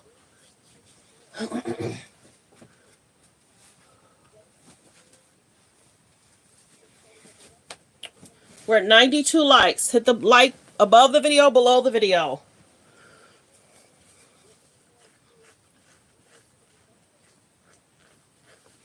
Like the video. This is my biggest thing. I'm a newer page. And we have, when you look at my page, I get a lot of views. So if I don't ask for the likes, people won't do it. So you can go over and ask how you want to ask. You can run your show however you want to run your show. My show goes fast. So if I just continue to go fast and not ask people to subscribe, not ask people to like, they're just listening. They're just listening. My show gets a lot of views. I am definitely a part of the algorithm. Hitting the like button puts me and keeps me in the algorithm. So when you look at my views compared to a lot of other people, they're not getting the views like I'm getting the views. My channel has been around, but I'm a part of the algorithm. And I'm a part of the algorithm because I do get the likes. Thank you for being here, everyone. Thanks for being here. My show goes fast. I don't delay for 30 minutes not talking about stuff. I bring y'all to TTT. You can be on my show for a good hour and you're going to hear information, but you're also going to hear me say like, and you're also going to hear me say subscribe. So I went from 3,000 subscribers to 33K. Hello. So I'm doing something right. We're at 96 likes, everyone. Thanks for being here. So we're about to talk about the court hearing. Of the Sean Diddy Combs case. I'm Jesse Weber. Thank you so much for joining us and also for being so patient. Goodbye, Ricky. As we came back. So as we, for the past 2 hours. Goodbye, Ricky. Run your own show. Thanks for being here, everyone. Okay, so let's listen to what happened in regards to the hearing. Thank you. Yeah, we had 3,000 subscribers. Now we're at 33K. 3,000 subscribers a month and a half ago. Now we're at 33K. So I appreciate everyone for subscribing. Okay, so just in case you're just now coming in, let's hear what happened this week in regards to the hearing, okay? Like the video. Let's go. Fair use reaction clip. All right, welcome back, everybody, to our special live coverage of the Sean Diddy. And this is Law Crimes, where I'm getting information. I like to give credit where credit is due. Let's listen. Fair use reaction clip. Combs case. I'm Jesse Weber. Thank you so much for joining us and also for being so patient with us as we came back. So as we, for the past 2 hours, we have been covering for you in real time about what has been happening in that federal courtroom. It was the issue of bail, now being heard by Judge Arun Subramanian. This is the first time this judge has heard this issue after Sean Combs has been denied bail on 2 separate occasions. Two separate occasions. Based on the arguments put forward by the defense and also put by the prosecution, that he may be open to bail for Sean Combs. Now, clearly, as he said, this wouldn't be a situation where he'd be at home confinement in Miami, but it would have to be in New York. The defense talking about how strict these conditions would be, even said they're more stringent than what you see at the MDC, the Metropolitan Detention Center, where Sean Combs is currently housed. You heard objections from the prosecution saying that he had been reaching out to witnesses and victims, that he'd been engaging in obstruction, that he is a violent individual, that he's a danger to society. The judge heard those arguments and said he will make a decision early next week. The question becomes, will Sean Combs be home for Thanksgiving? That could be a realistic possibility. Will he be home for Thanksgiving? Press yes, he'll be home. Press no, he won't be home. If the other judges made a decision, will this be the judge that tell him yes? Like the video. No, he won't be home. Yes, he will be home. Like the video. We're at 98 likes. Thanks for liking and thanks for subscribing. There's about 328 in the building. If I can please get 328 to subscribe, and thank you. And please turn on the notification bell. here. And Fair he also use. said that he wants letters from both sides on Monday about what Sean Combs is allowed to communicate and what he is not allowed to communicate with. Because the big issue is he allowed to present social media posts about his family, his life? There was a back and forth about whether or not he can, talk about, reverse the narrative for himself, or whether or not that is trying to improperly influence a potential jury pool. So you heard a lot of back and forth. Big theme was whether or not he should be allowed out, considering Mike Jeffries, the former CEO of Abercrombie & Fitch, who was also charged with sex trafficking and arrested recently, he was let out on a $10 million bail package. But does Abercrombie & Fitch has a RICO attached to his? Yes or no? I don't think so. Like the video, like the video. Thanks for being here. Sean Combs is proposing a $50 million bail package, private 24/7 security. At least 3 security guard members would be watching him. No internet use, no phone use, limited to his conversations with his attorneys, only a limited amount of visitors. So the judge is taking all of this under advisement, which seems to be a wise decision. And by all counts, we'll have a decision about Sean Combs' bail next week. Now, I want to bring in Elizabeth Milner from Law and Crime, our very own. She was in that courtroom for the hearing. She's outside of the... So we're about to listen to what happened in the courtroom hearing. Like I said, a jury will have to decide if there's any wrongdoing on Diddy's side. Also, he's innocent until proven guilty. Like the video. Press 3 if you're new. Where are you watching from? Press 3 if you're new. Where are you watching from? You can't spam my chat though. You can make one comment, but you're not supposed to spam the chat. Like the video. Like the video. Like the video. I will time you out. Like the video. Thanks for being here, everyone. Thanks for being here. At federal courthouse right now. Elizabeth, good to see you. What did you see? What were your observations inside there? Like the video, like the video. Thanks for being here. Thanks for being here. Like the video. You can make comments, but you can't spam the chat. You can make your comments. Yes, he'll get bail. No, he won't get bail. Yes, he'll be home. No, he won't be home. Press 3 if you knew where you're watching from. Press 3 if you knew where you're watching from. I'm just waiting for the commercial to pass, you guys. I'm waiting for the commercial to pass. We're almost at 100 likes. Double tap the screen. Hit the thumbs up above the video, below the video. Fair use. The commercial's over. Fair use. A lot of interest in today's hearing for sure, especially with the whole debate on whether or not Sean Diddy Combs could actually go home or at least be at home in time for Thanksgiving. I will say that I arrived to the courthouse around like 12:15 today. Not a lot of people out, so I thought we actually came here a lot early. So when I went inside the courthouse, I was actually surprised to see the amount of reporters that were already in line waiting to go inside that hearing. Now, I got inside the courthouse probably about 45 minutes before the hearing started, and probably at least 15 other journalists and lawyers were ahead of me in the line. So I was actually very lucky to get a seat today. Now, they actually moved the courtroom to a different location than it was on Tuesday's hearing. Again, that was an emergency hearing, but for this... So it was Tuesday where there's emergency hearing. Thanks for getting the likes to 100, you guys. I appreciate you. Continue to subscribe. We're about 225 in the building. Continue to subscribe. Thanks for being here, everyone. Thanks for being here. Hearing that's been on the calendar for about a few weeks now. They had it actually at the top floor, so a lot more people were able to get inside that courtroom. And let me tell you, a lot of people were inside that courtroom in that hearing, even members of the public as well too. I feel like I saw some teenagers kind of wanting to know as well too what was going on inside that hearing, because I think they also probably wanted to get a glimpse of Diddy as well too. But let me just kind of paint a picture to our viewers about what you kind of see when you walk inside that federal courtroom. So of course, when you first walk in, you're going to see the gallery. You're going to have a left-hand side, a right-hand side. Left-hand side is for some of the defense attorneys as well as members of Combs' family, other public interest. And on the other side is going to be some extra attorneys from the government side, as well as all of the reporters. And we were really kind of body to body inside that courtroom. Then when you kind of go outside of the gallery, then you have the defense table, then you have the prosecution's table, and then you have the judge obviously on the bench. So it's a little different from how when we normally cover trials, you have the defense on one side, you have the prosecution on another side. So a lot of us on the reporter side, we were kind of anxious to see if Diddy's kids were going to be at the hearing today. And they did. They arrived. They were in unison. Yes, Diddy's children was at the hearing, and so was his mother. And I think the lady that's watching the twins was there as well. Like the video, like the video. We got about 240 in the building. Please subscribe, and please turn on the notification bell. Thanks for being here, everyone. And if you've already subscribed, thank you. So press 3 if you're new. Where are you watching from? Press 3 if you're new. Where are you watching from? Let's continue. Fair use. Reaction clip.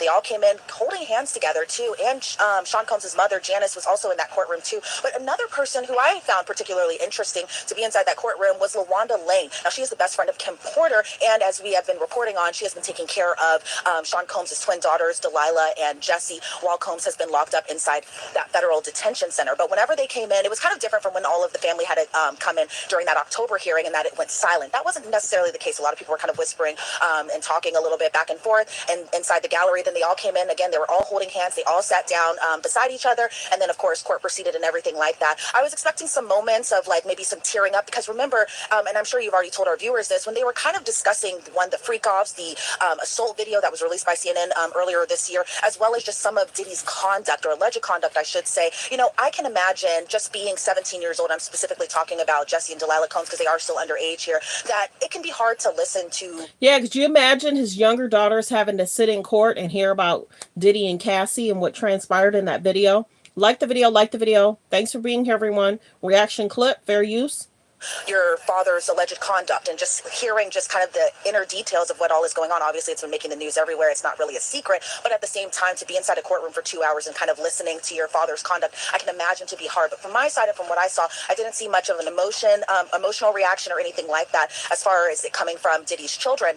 And so they pretty much kind of stayed forward, kind of kept their eyes on what the judge was saying, what the defense was saying, obviously what the government was saying when they were making their arguments. So I didn't see any type of actual emotion whenever they were making their arguments. But again, I can only imagine what may have been going on in their head as well too. But it's also significant that they were in the courtroom, because as I mentioned on Tuesday, they weren't here on Tuesday, and it was probably likely because it was an emergency hearing. I'm sure flying all the way out from Los Angeles or possibly Miami can be a lot to do in the matter of just getting 24 or 12-hour notice. And so, you know, it wasn't very surprising that they were all inside the courtroom. But again, it's significant too, because the government alleges that they are all doing this as kind of like a PR stunt, and kind of in a way to sway the jury into making them seem like a unified family. I mean, we've seen this before in trials, and I want to kind of make a clear distinction on the comparison I'm about to make here. I mean, we've seen this before in trials, and I'm talking specifically about the Alec Murdaugh trial, where, you know, Alec Murdaugh's family came inside that courtroom as well too. So it wasn't very surprising that he had his family there to kind of back him up. But I will say, just like on Tuesday, whenever Diddy did come into the courtroom and how he beamed and how he looked at every single person in the gallery, it wasn't like that this time. So when he came inside, it was still in that khaki jumpsuit. He, again, looks kind of grayish, a little bit like that, a little thin,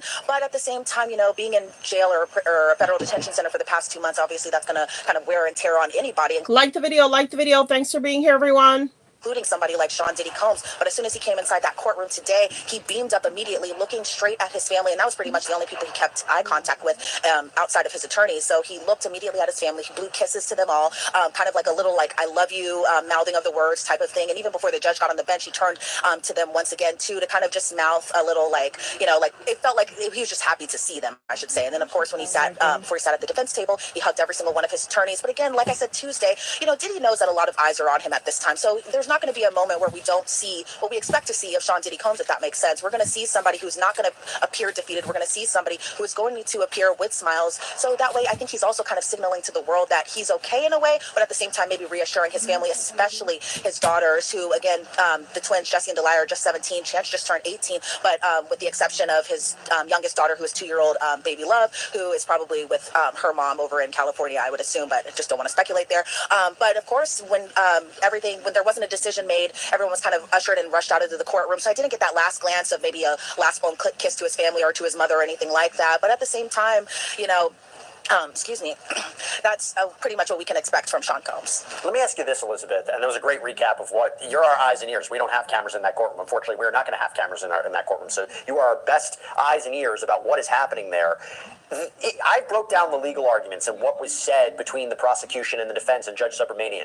From Judge Subramanian, though, his demeanor, the way he was asking these questions to the prosecution, did it seem to you like he was skeptical of the prosecution's arguments? Did it seem like he was pushing them a little bit more? The reason we're asking is, does he seem open to Sean Combs getting bail? I know he's reserved judgment, but there's one thing to report on what he was said. There's another thing, you got a glimpse of the way he was asking the questions. What's your take on that? I think it kind of stems back to, you know, with the Like the video, like the video. Thanks for being here, everyone. There's about 264 in the building. If I could please get 200 people to subscribe. And if you've already subscribed, thank you. We're just listening to what happened at the court hearing. We're listening to what happened to the court hearing. Fair use, reaction clip. this case, you really have to dot your I's and cross your T's. I think he was asking both sides very important questions. When he was specifically talking to the government, I think he was trying to also make it clear, it did feel like he was open to it. To answer your question, it did feel that way. I was actually kind of surprised by that aspect as well, too, because, going in, and I should have made that assumption in the first place. I was like, no way could this ever happen. But at the end of these arguments, I'm like, maybe it's possible that this could actually happen. I think it was kind of interesting with that moment where, Mark Agnifilo mentioned. Do you think that the judge is opening to allowing him to get released on bail? Many people have an opinion. It's possible, but how? If two other judges said no. Like the video, fair use. His home in Miami, and Judge Submarinian was like, oh, okay, absolutely not. And then they suggested that apartment on the Upper East Side. But as far as the government's kind of arguments that they were making, it seemed like the judge really just kind of wanted to press to make sure that they were crossing all their T's and dotting all of their I's. And I kind of have to give him credit a little bit here, because I think sometimes in the court cases that we do cover, we see that a judge can side with one particular side as opposed to the other. But I feel like for both sides, he was kind of playing it fair on both ends, kind of making sure that he was that both sides were explaining everything that he needed to know before he makes his final decision next week. And we will see. So final decision will be made Monday. Don't know if it's going to get pushed back to Tuesday, but they are keeping this judge busy because there was an immediate hearing on Tuesday. Then there was another hearing on Friday, and then there's supposed to be another hearing on Monday. Will Diddy get to spend the holidays, Thanksgiving at home in his apartment in New York? Let's see. Like the video. Press 3 if you're new, where you're watching from. Press 3 if you're new, where you're watching from. Press 5 if you've been here before, where you're watching from. Yep, press 3 if you're new, where you're watching from. Press 5 if you've been here before and where you're watching from. Do you think that he will receive bail? Yes or no? Welcome, United Kingdom. Welcome. Good morning, everyone. Good morning. What will this judge decide? Good morning. No? Yep, good morning. Some are saying, will that silence the alleged victims? Will they be concerned? No bail? Thanks. Hello, Los Angeles. Good morning.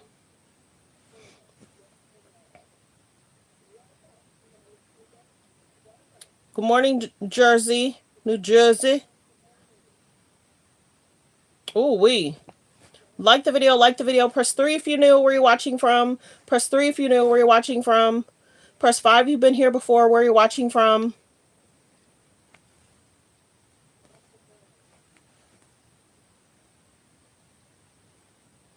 Many people that feel that they do have a lot on him. And it's interesting that the judge is asking what the expectation is if he gets released, what he's able to do and not do. Like the video. Next clip, you guys. Like the video. Many people are wondering, if two other judges said no, why would this other judge say yes? Now have to wait just a little bit longer to find out if he's going to be granted bail after another court appearance on Friday wrapped up without a decision. NBC's Chloe Molas was in the courtroom. Chloe, it sounds like it got heated. It did, and you're right. I was right in there. It lasted for a little over an hour. So the judge wants to wait until next week to render a decision as to whether or not he's going to let Combs out on bail ahead of his criminal trial here in New York in May. So he wants both sides, Combs' legal team and prosecutors, to send him a letter Monday by noon, laying out whether or not they believe Combs has broken any laws while behind bars at that Brooklyn jail, the Metropolitan Detention Center. I want to tell you what they're saying. Prosecutors spent a long time saying that Combs is obstructing justice, and I know, Laura, we've talked a lot about this, from behind bars. They say that he's taking part in these three-way phone calls, which is against the rules there at the jail. Now, some people don't know. Is Diddy allegedly breaking rules in jail? Like the video. There's about 271 in the building. If I can please get 200 people to subscribe. And if you've already subscribed, thank you. Press 3 if you're new, where you're watching from. Press 3 if you're new, where you're watching from. Press 5 if you've been here before and where you're watching from. Good morning, Georgia. Good morning. Good morning. Good morning. Let's continue to listen. Is he allegedly breaking rules in jail? And if so, will he also break rules if he gets sent home to one of his apartments?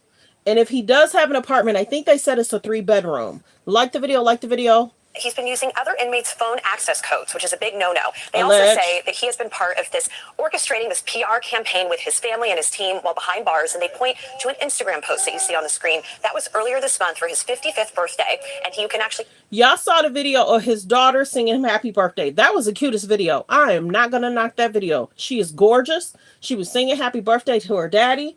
I think it was cute. I think it was cute. I think he was, this is the other thing if you don't know. I think Diddy was told not to post it. And he said, I'm going to do it anyway. Allege. He said, I'm going to do it anyway. It's my birthday. Because his daughter is precious. She is precious. She was precious. Precious singing happy birthday to her daddy. Like the video. Like the video. Hear him on the phone talking to his family, and they're saying that he's trying to taint potential jurors and prospective jurors for the trial this spring. Now, I want to just point out, Combs' team says that all of this that he's doing, these are minor infractions that lots of inmates take part in behind bars. That's not enough of a reason to keep him in jail ahead of the criminal trial, and that all of the other things like the PR campaign are within his constitutional rights. Now, they also laid out a detailed plan if he were to be released, where there is a chance that the judge could rule that way. They say that Combs will live in an apartment on Manhattan's Upper East Side, have 24-hour security, 3 security guards, 2 in... And then this is the other concern. How will the people in the apartment feel? Will there be a lot of media, paparazzi outside of their own homes? Will they be okay with it? Have they got an approval from the apartment complex? You know what I'm saying? How would you feel if an alleged person was released and now they're in your building and there's paparazzi everywhere waiting to see who's going in and out of the building? Like the video, like the video. And is the judge considering that? Apartment, fair in the use. lobby. Let's continue. He won't have access to a phone, the internet. He'll only talk to his attorneys and pre-approved family members on a list. And they actually say that he has more free reign in the Metropolitan Detention Center and access to cell phones and things, because there are some issues with keeping those things not in the jail at the detention center. But it seems like the judge is really taking this seriously, the fact that he wants to wait a few days. He asked a lot of questions to both sides, and it's really unclear which way this is going to go. All right, well, we should find out soon. Yeah, a lot of folks paying a lot of attention. It's obviously one of the most high-profile inmates in the country right now. Appreciate it, Chloe. Thanks for following it, Chloe. So y'all let me know. Will he get out? Will he get out? Like the video, like the video. Thanks for being here, everyone. Thanks for being here. Let's hold on one second. Thanks for being here, everyone. We're just doing a recap review. I know people have busy weeks. We're just doing a recap review. We've been live for almost an hour 36. Like the video, like the video. We're at 100 likes. Let's continue to get the likes up.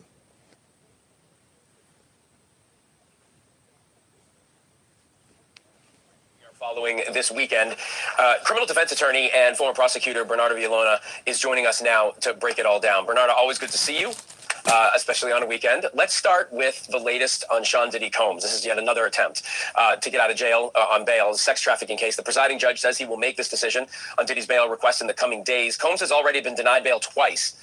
What is the court potentially considering in this particular request? Yeah, so I was inside of the courtroom yesterday, and I was also inside of the courtroom when he made the second bail request, attempt at bail. So in terms of yesterday, I think things went in his favor. I think there's a strong chance that he actually will be granted to be released on bail.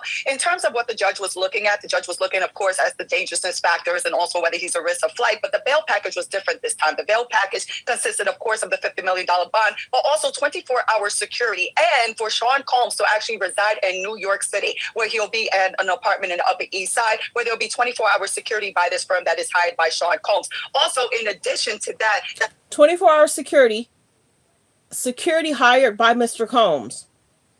Like the video, like the video. What do y'all think about that? Should it be a different company outside of somebody he's paying? Like the video, reaction clip, fair use. The people will have to be that will visit him will have to be approved by the U.S. Attorney's Office and also pretrial services. But what made this attempt different is that, remember, the CEO of Abercrombie & Fitch, that he was granted bail, and he has similar charges as to Sean Combs, and he was granted bail and has been released. So I think he has a better chance this time around with him being released under the services that was proposed by the defense. Interesting. We'll see what happens there. Illinois State Supreme Court overturned Jussie Smollett's conviction. His lawyer reacting by saying the evidence always... See, we're now listening to the Jussie Smollett. We talked about Jussie Smollett in the beginning of the video. Like the video, like the video. Do you think that Jussie Smollett situation should have been dismissed? Do you think that Diddy's going to get bail, or yes or no? So just note it in the comments. We're about to listen to the Jussie Smollett situation. If you're just not coming in, we talked about Jussie Smollett in the beginning. Pointed to Smollett's innocence in this case.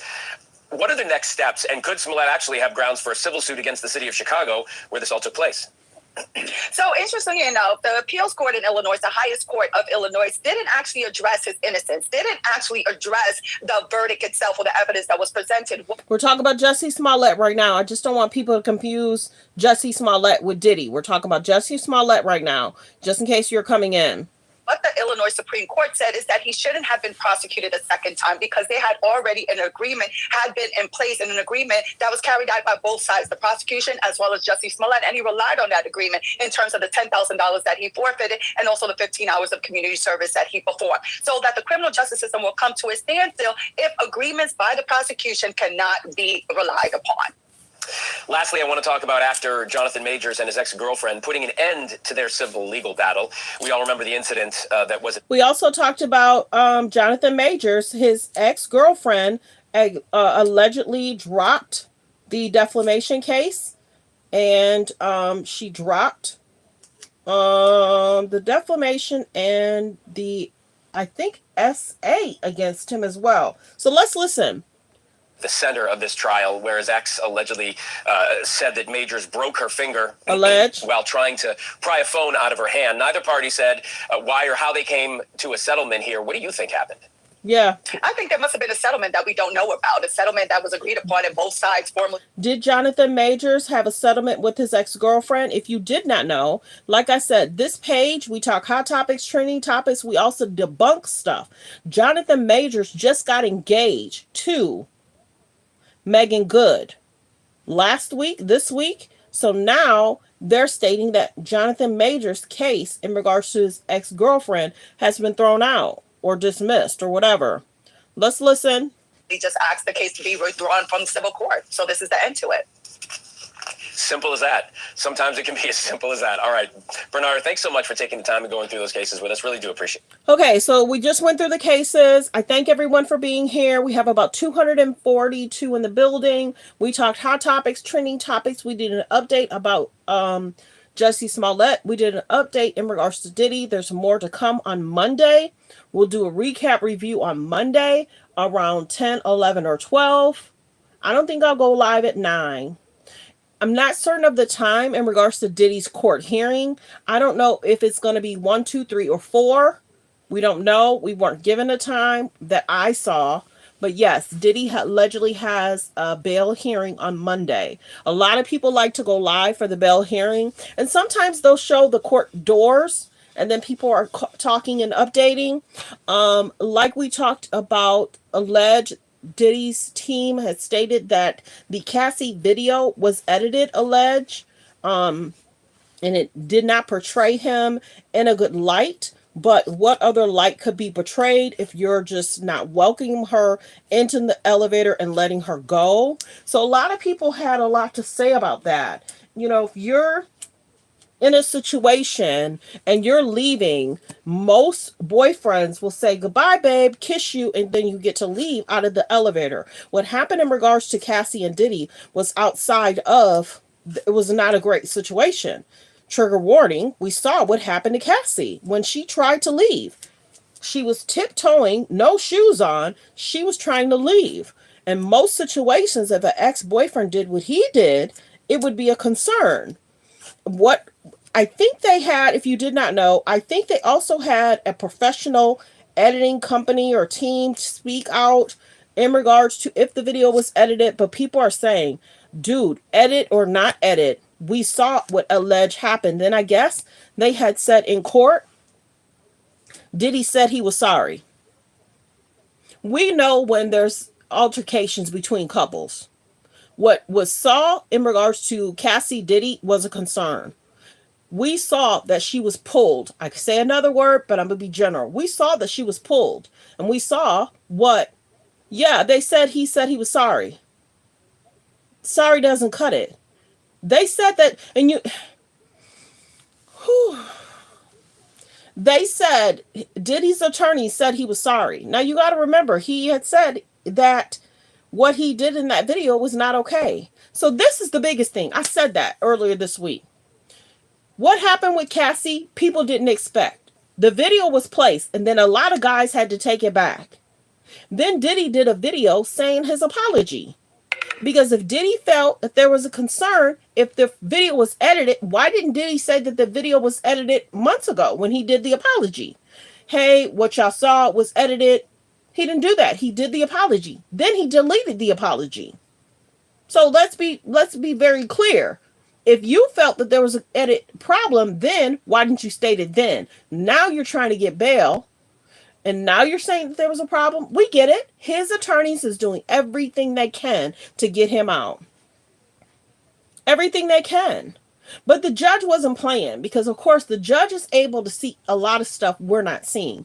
In some of these court documents, a lot of stuff is redacted. What that means in the court documents is blacked out. You couldn't read what's under that if you wanted to, but the judge can see. The judge can see everything. The judge can see if the video was edited, but the judge said what happened to her was not okay. Then they were stating, alleged, I don't know if y'all know this either. They were saying that he allegedly didn't throw the vase. He allegedly threw what was in the vase and the contents in the vase. Either way, whether the vase was thrown or what was in the contents of the vase was thrown, because maybe he's saying the vase didn't hit her, but what was in the side of the vase might have hit her. Either way, your actions of concern towards Cassie was not welcoming. It wasn't welcoming. It was concerning. Most couples don't do or act the way he acts. Real talk. If a girlfriend has to leave from being with her boo, the man walks her to the elevator. He gives her a kiss and say, bye, babe. See you later. But that's not what happened between Diddy and Cassie. Cassie was walking out without her shoes. So there's a concern there. And I get Diddy's attorneys have to do whatever they can. I told you my page is a little different. I look at things, try to, from A to Z, in the middle, outside the box, around the box, behind the box. You know, over here, we try and make common sense of stuff that some people don't ask the question about. Normal couples, if the girlfriend is leaving, she's not tiptoeing and she has her shoes on. And if you see her, he's running out in a towel. Why are you running out of the hotel in a towel? Because you're trying to catch her. Why are you trying to catch her? Okay, but here nor there. Here nor there. Here nor there. That's not what normal couples do. That's not the actions of a boyfriend that's okay with a girlfriend leaving. You know, guys are kind, loving, respectful. Men go through situations with females too. Because if you're not paying attention, Diddy's mom made a statement. Diddy's ex-bandmate made a statement. They're trying to make Cassie look a certain way. Have y'all noticed that? And I haven't noticed Cassie's had any problems with her husband, Alex Fine. Thank goodness for Alex Fine getting her out of that bad situation. You know what I mean? And if R.I.P. to Kim Porter, if Kim Porter was still here, how similar would Kim Porter and Cassie's situation be? As we know, some of Diddy's ex-girlfriends have spoke out. And then if you guys don't know, it's being reported that the ex-chef spoke out too. Let me see if I can find that. The ex-chef spoke out in or on behalf of Cassie. Let me go back. Hold on one second. Like the video, like the video. Like the video.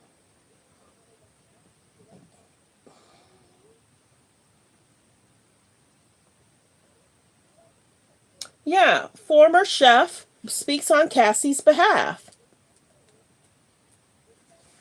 Let me see. So, yeah, former chef speaks on Cassie's behalf. Jenny, former chef Jordan, speaks in the experience in regards to Diddy, in regards to, you know, the concerns that was there. So people are speaking up for Cassie. But Jen, you see that people are trying to speak up for Diddy too. Remember when his ex-bandmate, what was her name? I don't want to state it wrong. But yeah, remember how Diddy's ex-bandmate tried to speak up for Diddy about 3 weeks ago? And then Stevie J tried to speak up for Diddy? Go back and check out my videos. Go back and check out my videos. And how, okay, stop playing with me. We just had Stevie J speak up for Diddy, and he was saying that he was heartbroken that the video got released. So you got Stevie J speaking up. So you're already admitting that you did what you did. So whether the video was edited or chopped up or... Stop playing with me. YouTube, you're able to do a video 15 seconds, 60 seconds. TikTok, you're able to do a video 15 seconds, 60 seconds. So what difference does it make if it's edited or sped up? We saw what transpired in regards to Diddy and Cassie. Like the video, but like I said, some couples get along great. Men treating women like queens. No issues, no arguments, no respect, no cheating, none of that. Women treating men like kings. No disrespect, no cheating, no lying. You're my king. I love you. I appreciate you. You're my friend. We also saw how Diddy treats his people he produce. You know what I mean? Because I think that's the biggest thing where a lot of YouTubers, bloggers, TikTokers were saying, who's speaking up for this man and his character? And then we started seeing, you know, his ex-bandmate speak out. And then we saw Stevie J speak out. But where's Diddy? Where's Diddy's other friends? Why don't we have DJ Khaled speaking up and speaking out? I'm wondering. Why don't we have French Montana speaking up and speaking out? Why don't we have other celebrities speak up and speak out on his behalf? No, a lot of them are silent. And a lot of them might be silent because of they might have signed a NDA. And I spoke about that. Go check out the NDA that Diddy had people sign. People are not able to speak about him, his mom, his ex-girlfriends. They're not able to speak about events. And there's a time that they're not able to do that. So Diddy has an NDA for people. But we just wanted to do a quick recap review, update you guys on what transpired. I try and do a recap review on Fridays, Saturday, or Sunday, just in case you missed it, is what we call it. So if you hear anybody trying to do a show just in case you miss it, let them know that's coming from Let's Talk About It Media 21. Yeah, because people try and do stuff regarding me and they don't give me credit. Yeah, NDA doesn't matter if a crime was committed. It does not matter. And if it does not matter in regards to minors. You're right. I'm just stating that some of these celebrities may not be speaking because they're under NDA and they don't want to get sued. They don't want to be paying his legal fees and get sued. Yeah. We did not get names in regards to the list, but you can check out the travel log. You'll get celebrity names in regards to the travel log. There was pages that talked about that travel log. I want to say about 4 or 5 months ago. Yep, just look up the travel log, and that will give the names of those celebrities.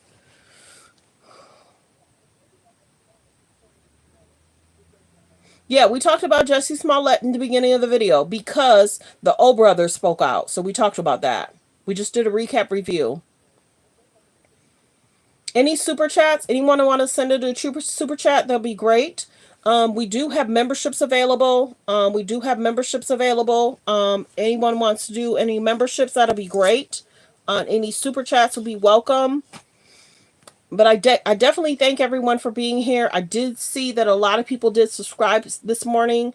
There's about 246 in the building. Please continue to subscribe. We're definitely trying to hit 33K. So we did good. I was only going to go live, you guys. Real talk. I was only going to go live for 30 minutes. I got people waiting on me. I was only going to go live for 30 minutes. We've almost been live for almost 2 hours. But I wanted to get everything in because certain people do miss a lot of stuff because, you know, they're working. Let me see if I want to play this one too. Hold on one second. Like the video, like the video, like the video. Press 3 if you're new, where you're watching from. Press 3 if you're new, where you're watching from. Press 5 if you've been here before, where you're watching from.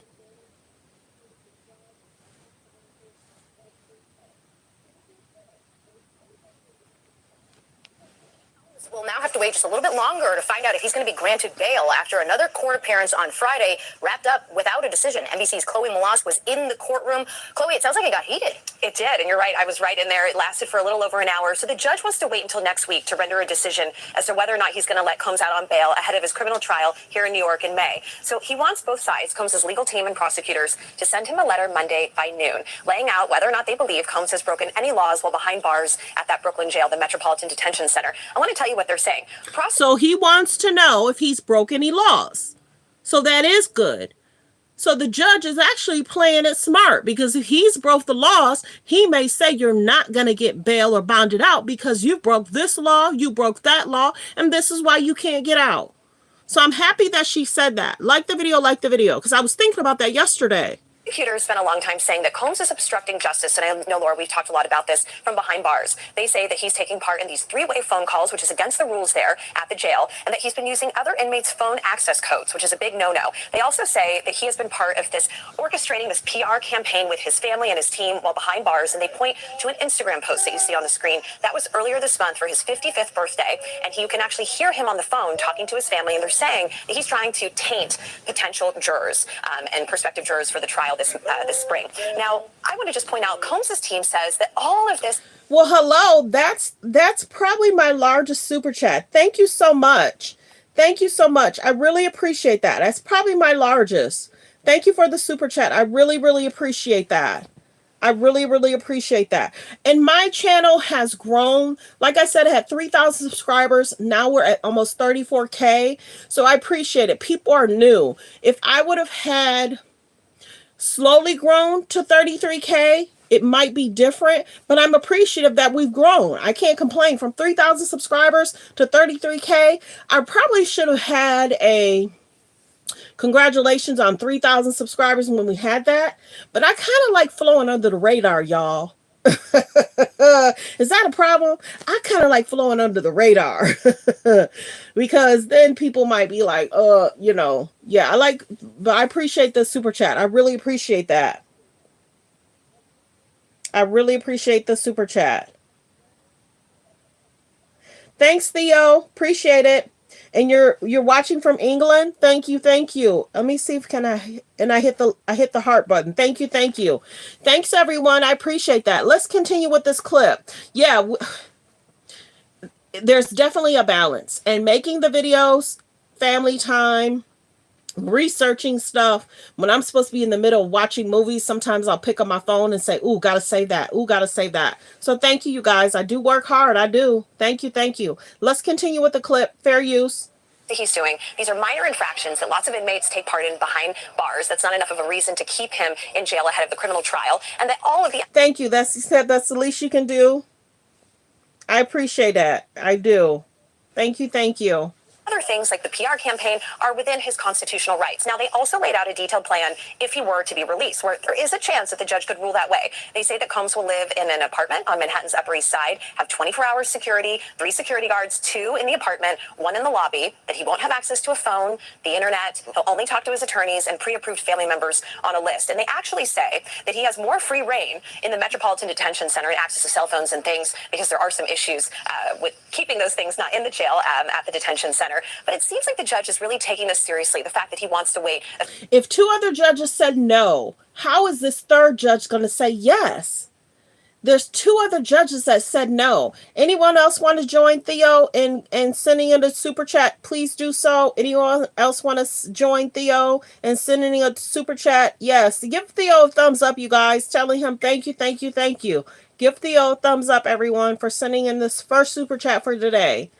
Let's continue with the video. Thanks for being here, everyone.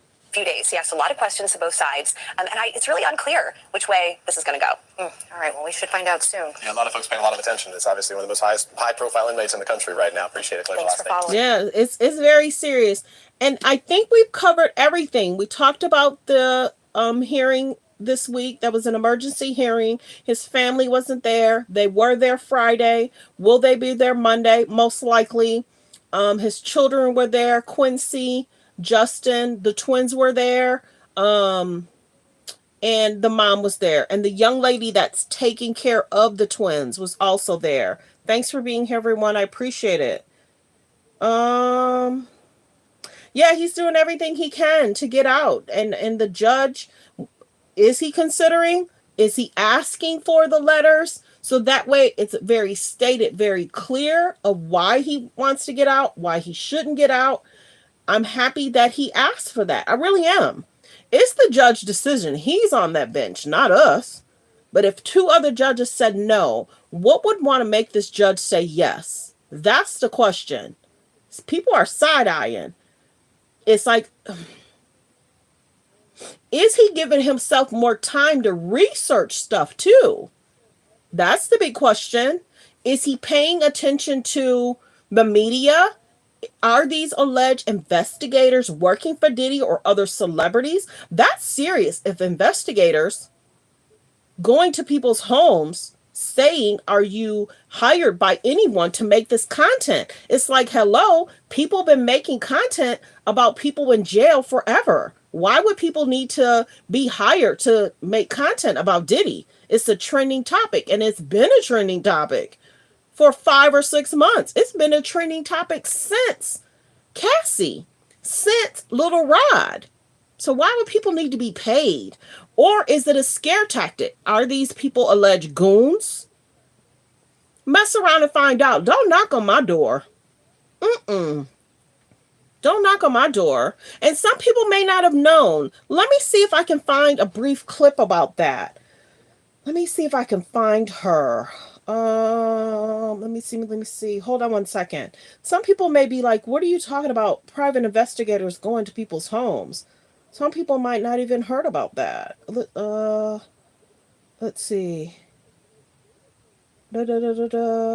Okay. So she's talking about the private investigators. Hold on. That's kind of scary too. Let's go in. Like the video.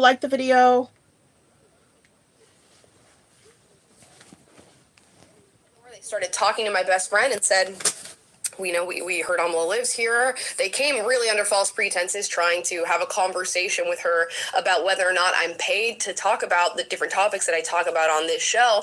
And once I got on the phone, interrogated them a little bit, they ended up letting me know they were private investigators to an unnamed. This is the young lady speaking, AMALA. She's the young lady that's speaking. I gotta do it sideways. She's the young lady that's speaking in regards to private investigators coming to her home. She has her own channel. She has about 2.3 million subscribers. So definitely go over there and subscribe. Client who they would not disclose, who were trying to figure out if influencers were paid to talk about P. Diddy and his connection to certain celebrities. So immediately my mind is thinking some sort of celebrity has hired this group of people to sort of travel. So a lot of people feel that way. Were people hired? We can't confirm or deny if they were hired by Diddy or not. Let's continue. Around and maybe get some dirt on whether or not these people have been paid to talk about them and to share particular bits of information about them, although we do not have that confirmed. Now, these two guys ended up leaving after finding out that I was not paid by anybody and continue to not be paid. So let me see if I can find the video to show y'all. Hold on one second. Let me see if I can find the video so you can see her face of who's speaking. Let me see if I saved it. I think I did.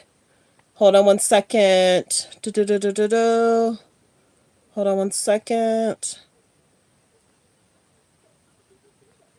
Okay, there we go. So this is a young lady that's speaking out. By anybody to talk about the things that I talk about, but not before they offered more money. They said, if you were paid, we'd pay to know who's paying you, and whatever they're paying you to share these stories about Diddy and his connection to other celebrities, we'll pay you more. to share the opposite story. They let me know also that they had about 10 other influencers that they were planning on visiting, and we did find one of them. Just moments after we finished the show, we finished talking to you guys actually. Samson popped up on my TikTok, and Taylor had. So we're about to listen to what Samson had to say. Like the video, like the video. This young lady has a YouTube page, AMALA. She has about 2.2 million subscribers. Go over there, subscribe. We're playing the clip of her speaking about investigators going to her home. We're about to listen to someone else's home that these investigators went to. We can't confirm or deny if they're hired by Diddy. Sent me like the videos video that you guys were sending to him. I was getting tagged and mentioned on TikTok. People saying, are these the same two guys? And here they are. These are confirmed. The same two guys that came to. See, she's stating that these are allegedly the same. Hold on, because the battery is low. Hold on. She's stating that these are the same two guys that came to her home. Allege. Like the video, like the video. I'm charging this phone up, so. Okay. My best friend's door where I used to live. So you guys are private investigators who have come to my private home asking about influencers? This is very uncomfortable, you guys. I don't know why. I'll explain. No, you're at my home. Okay, so you don't want to talk to us then? This is the guys that went to this guy's home. And you have the thin blue. This is frightening. I think. Can you guys step away from my home? We're in a public street, so the answer is no. But I'm really not trying to get in her time. Why are you here? What do you mean? You're showing up at my house. We're very nice and respectful, and we will be. I just have two quick questions for you. These are the guys that's talking. Have a nice day. We're not. What is this? This is odd. So you have to admit this is very weird. It always is, and people always ask us the same question. I'm happy to explain it to you. What? Very simply, we were just hired to speak to a few people that do, have a lot of followers, stuff like that, on different platforms. What is this about the Diddy stuff I report on? Somewhat, yes. Wow. Not necessarily Diddy stuff, but people are involved in just stuff like that. So basically, very. So they did say that they can't give the company they're working for. They're trying to not give the proper information so you can make the connection of who hired them. So that's why we can't confirm or deny if it is Diddy or celebrities, because what we don't want to do is falsely say it is Diddy and it's not Diddy, and then pages get taken down for putting out the wrong information. That could be too. This could be a setup on their side. So a lot of us are saying we can't confirm or deny if it's Diddy or other celebrities. These might just be goons that's going out. They may be trying to taint the trial, or or him getting bail. Who knows? This happened last week. This is when he had the hearing, Tuesday and Friday. So why all of a sudden these goons, allege, or investigators are going to people's homes asking about the videos they make and if they're getting paid? Let's continue. Like the video. The question is are you paid to influence? Not necessarily Diddy stuff, but people are involved in something like that. This is literally what he sounded like on the phone. Yeah, it could definitely be a cover up, and it could be to strike these pages. Real talk. Who knows? Some pages are saying this is what it is. This is what it is. We can't confirm or deny if they're working for Diddy or they're working for celebrities. Even though what they said, we can't confirm or deny. Let's talk about it. Media cannot confirm or deny if they're working for Diddy or other celebrities. Let's continue. How did I describe them to you guys? So many of you guys were like commenting and saying, I saw the TikTok of who the guys are. You described them perfectly. Did I not describe them perfectly? There's one guy just stumbling over all of his sentences, which is the big, bulky guy. Yeah, straight up possible cover up, straight up trying to bully people. Mess around and find out. Don't knock on my door. Mess around and find out. I'm very kind, very considerate, but I don't play. Like the video, like the video. And then the boss man who sort of steps in to sort of clear things up, but not exactly clear them up. Now, they claim their names are Robert James. So let me ask y'all this, y'all. I'm wondering if the TikTokers and YouTubers should do a lawsuit.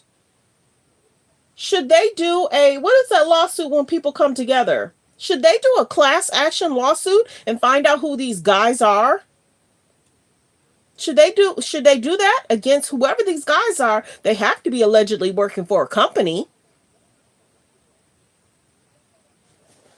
I'm wondering, should they do a class action lawsuit? Whoever these guys are, should they do a class action lawsuit? Like the video, like the video. James and Peter Deegan.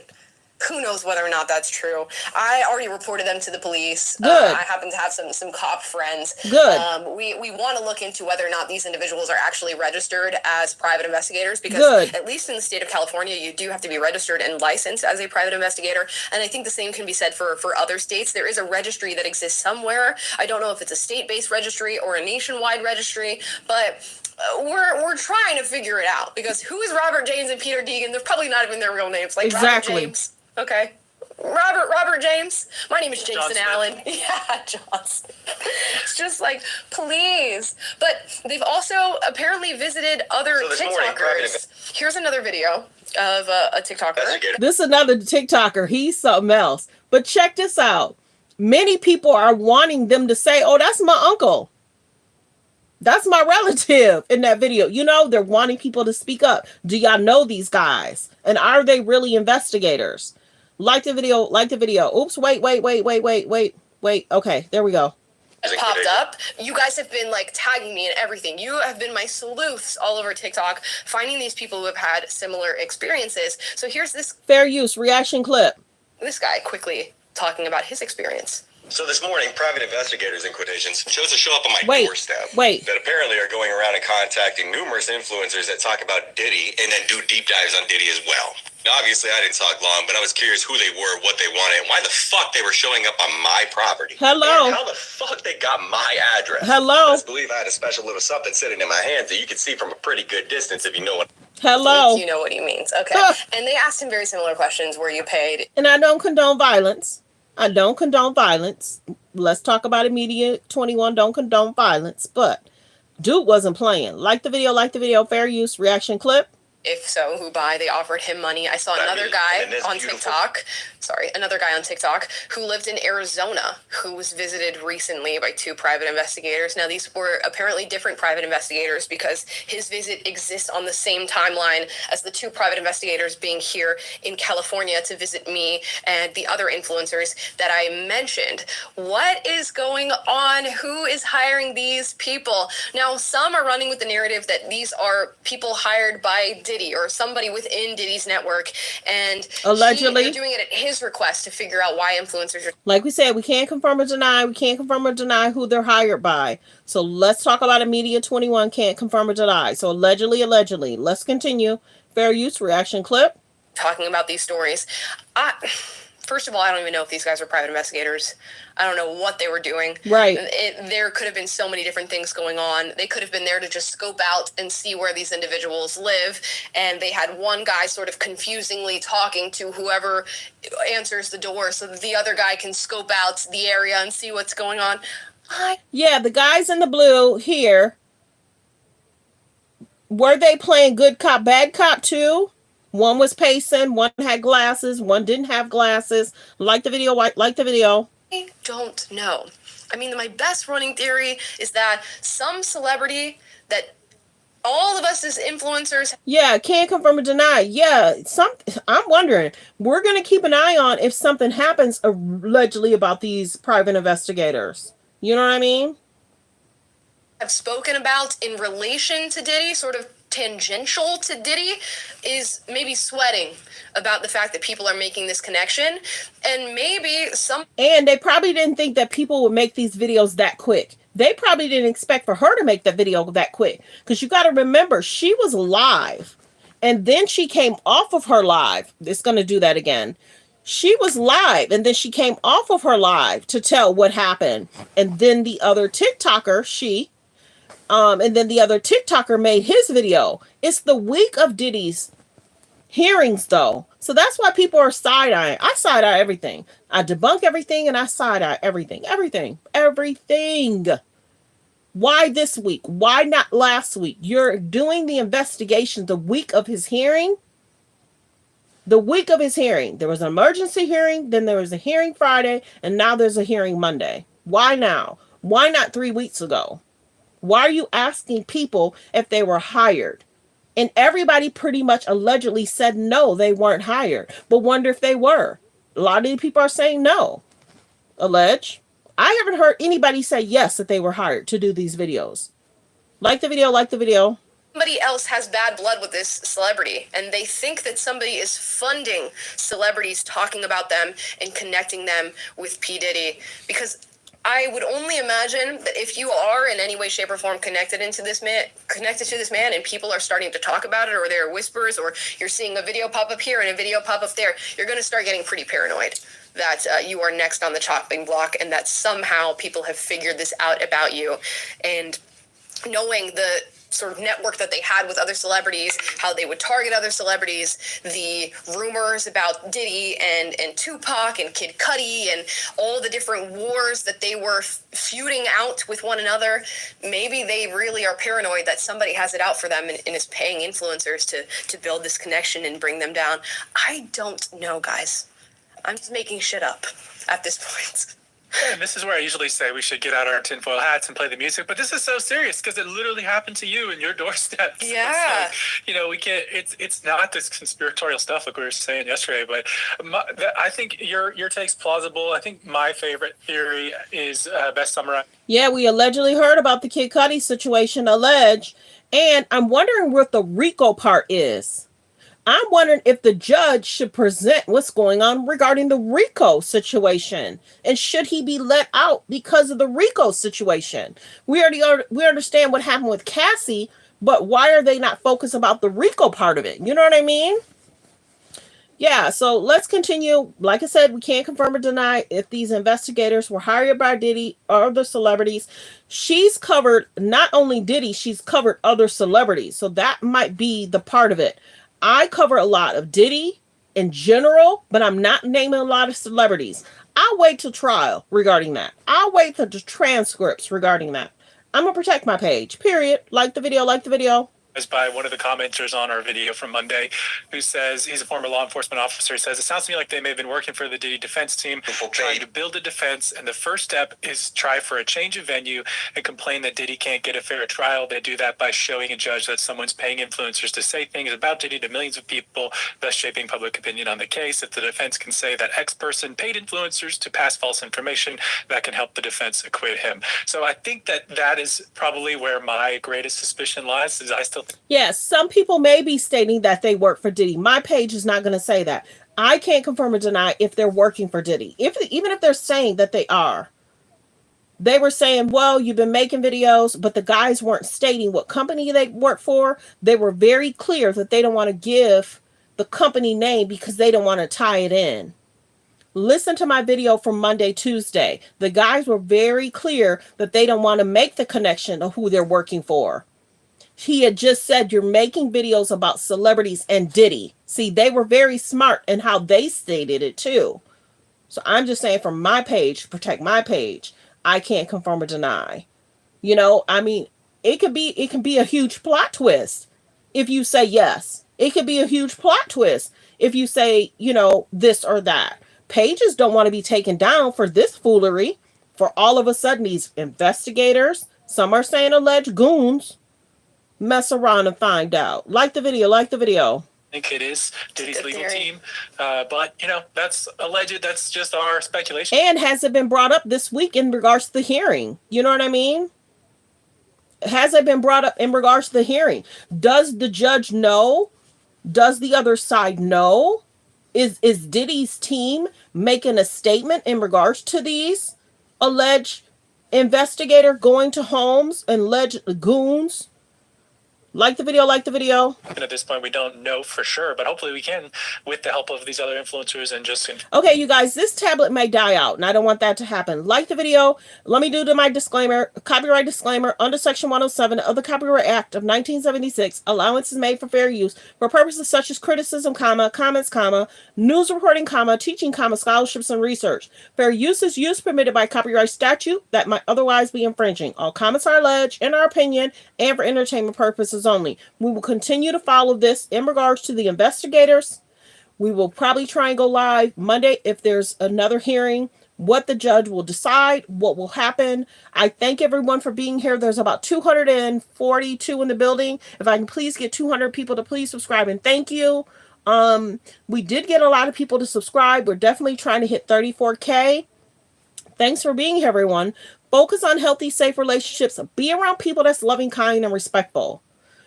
Be around people that's loving, kind, respectful. Don't have no jokers trying to decide what you're doing. Be careful. You're going out to parties, events. Watch your drinks.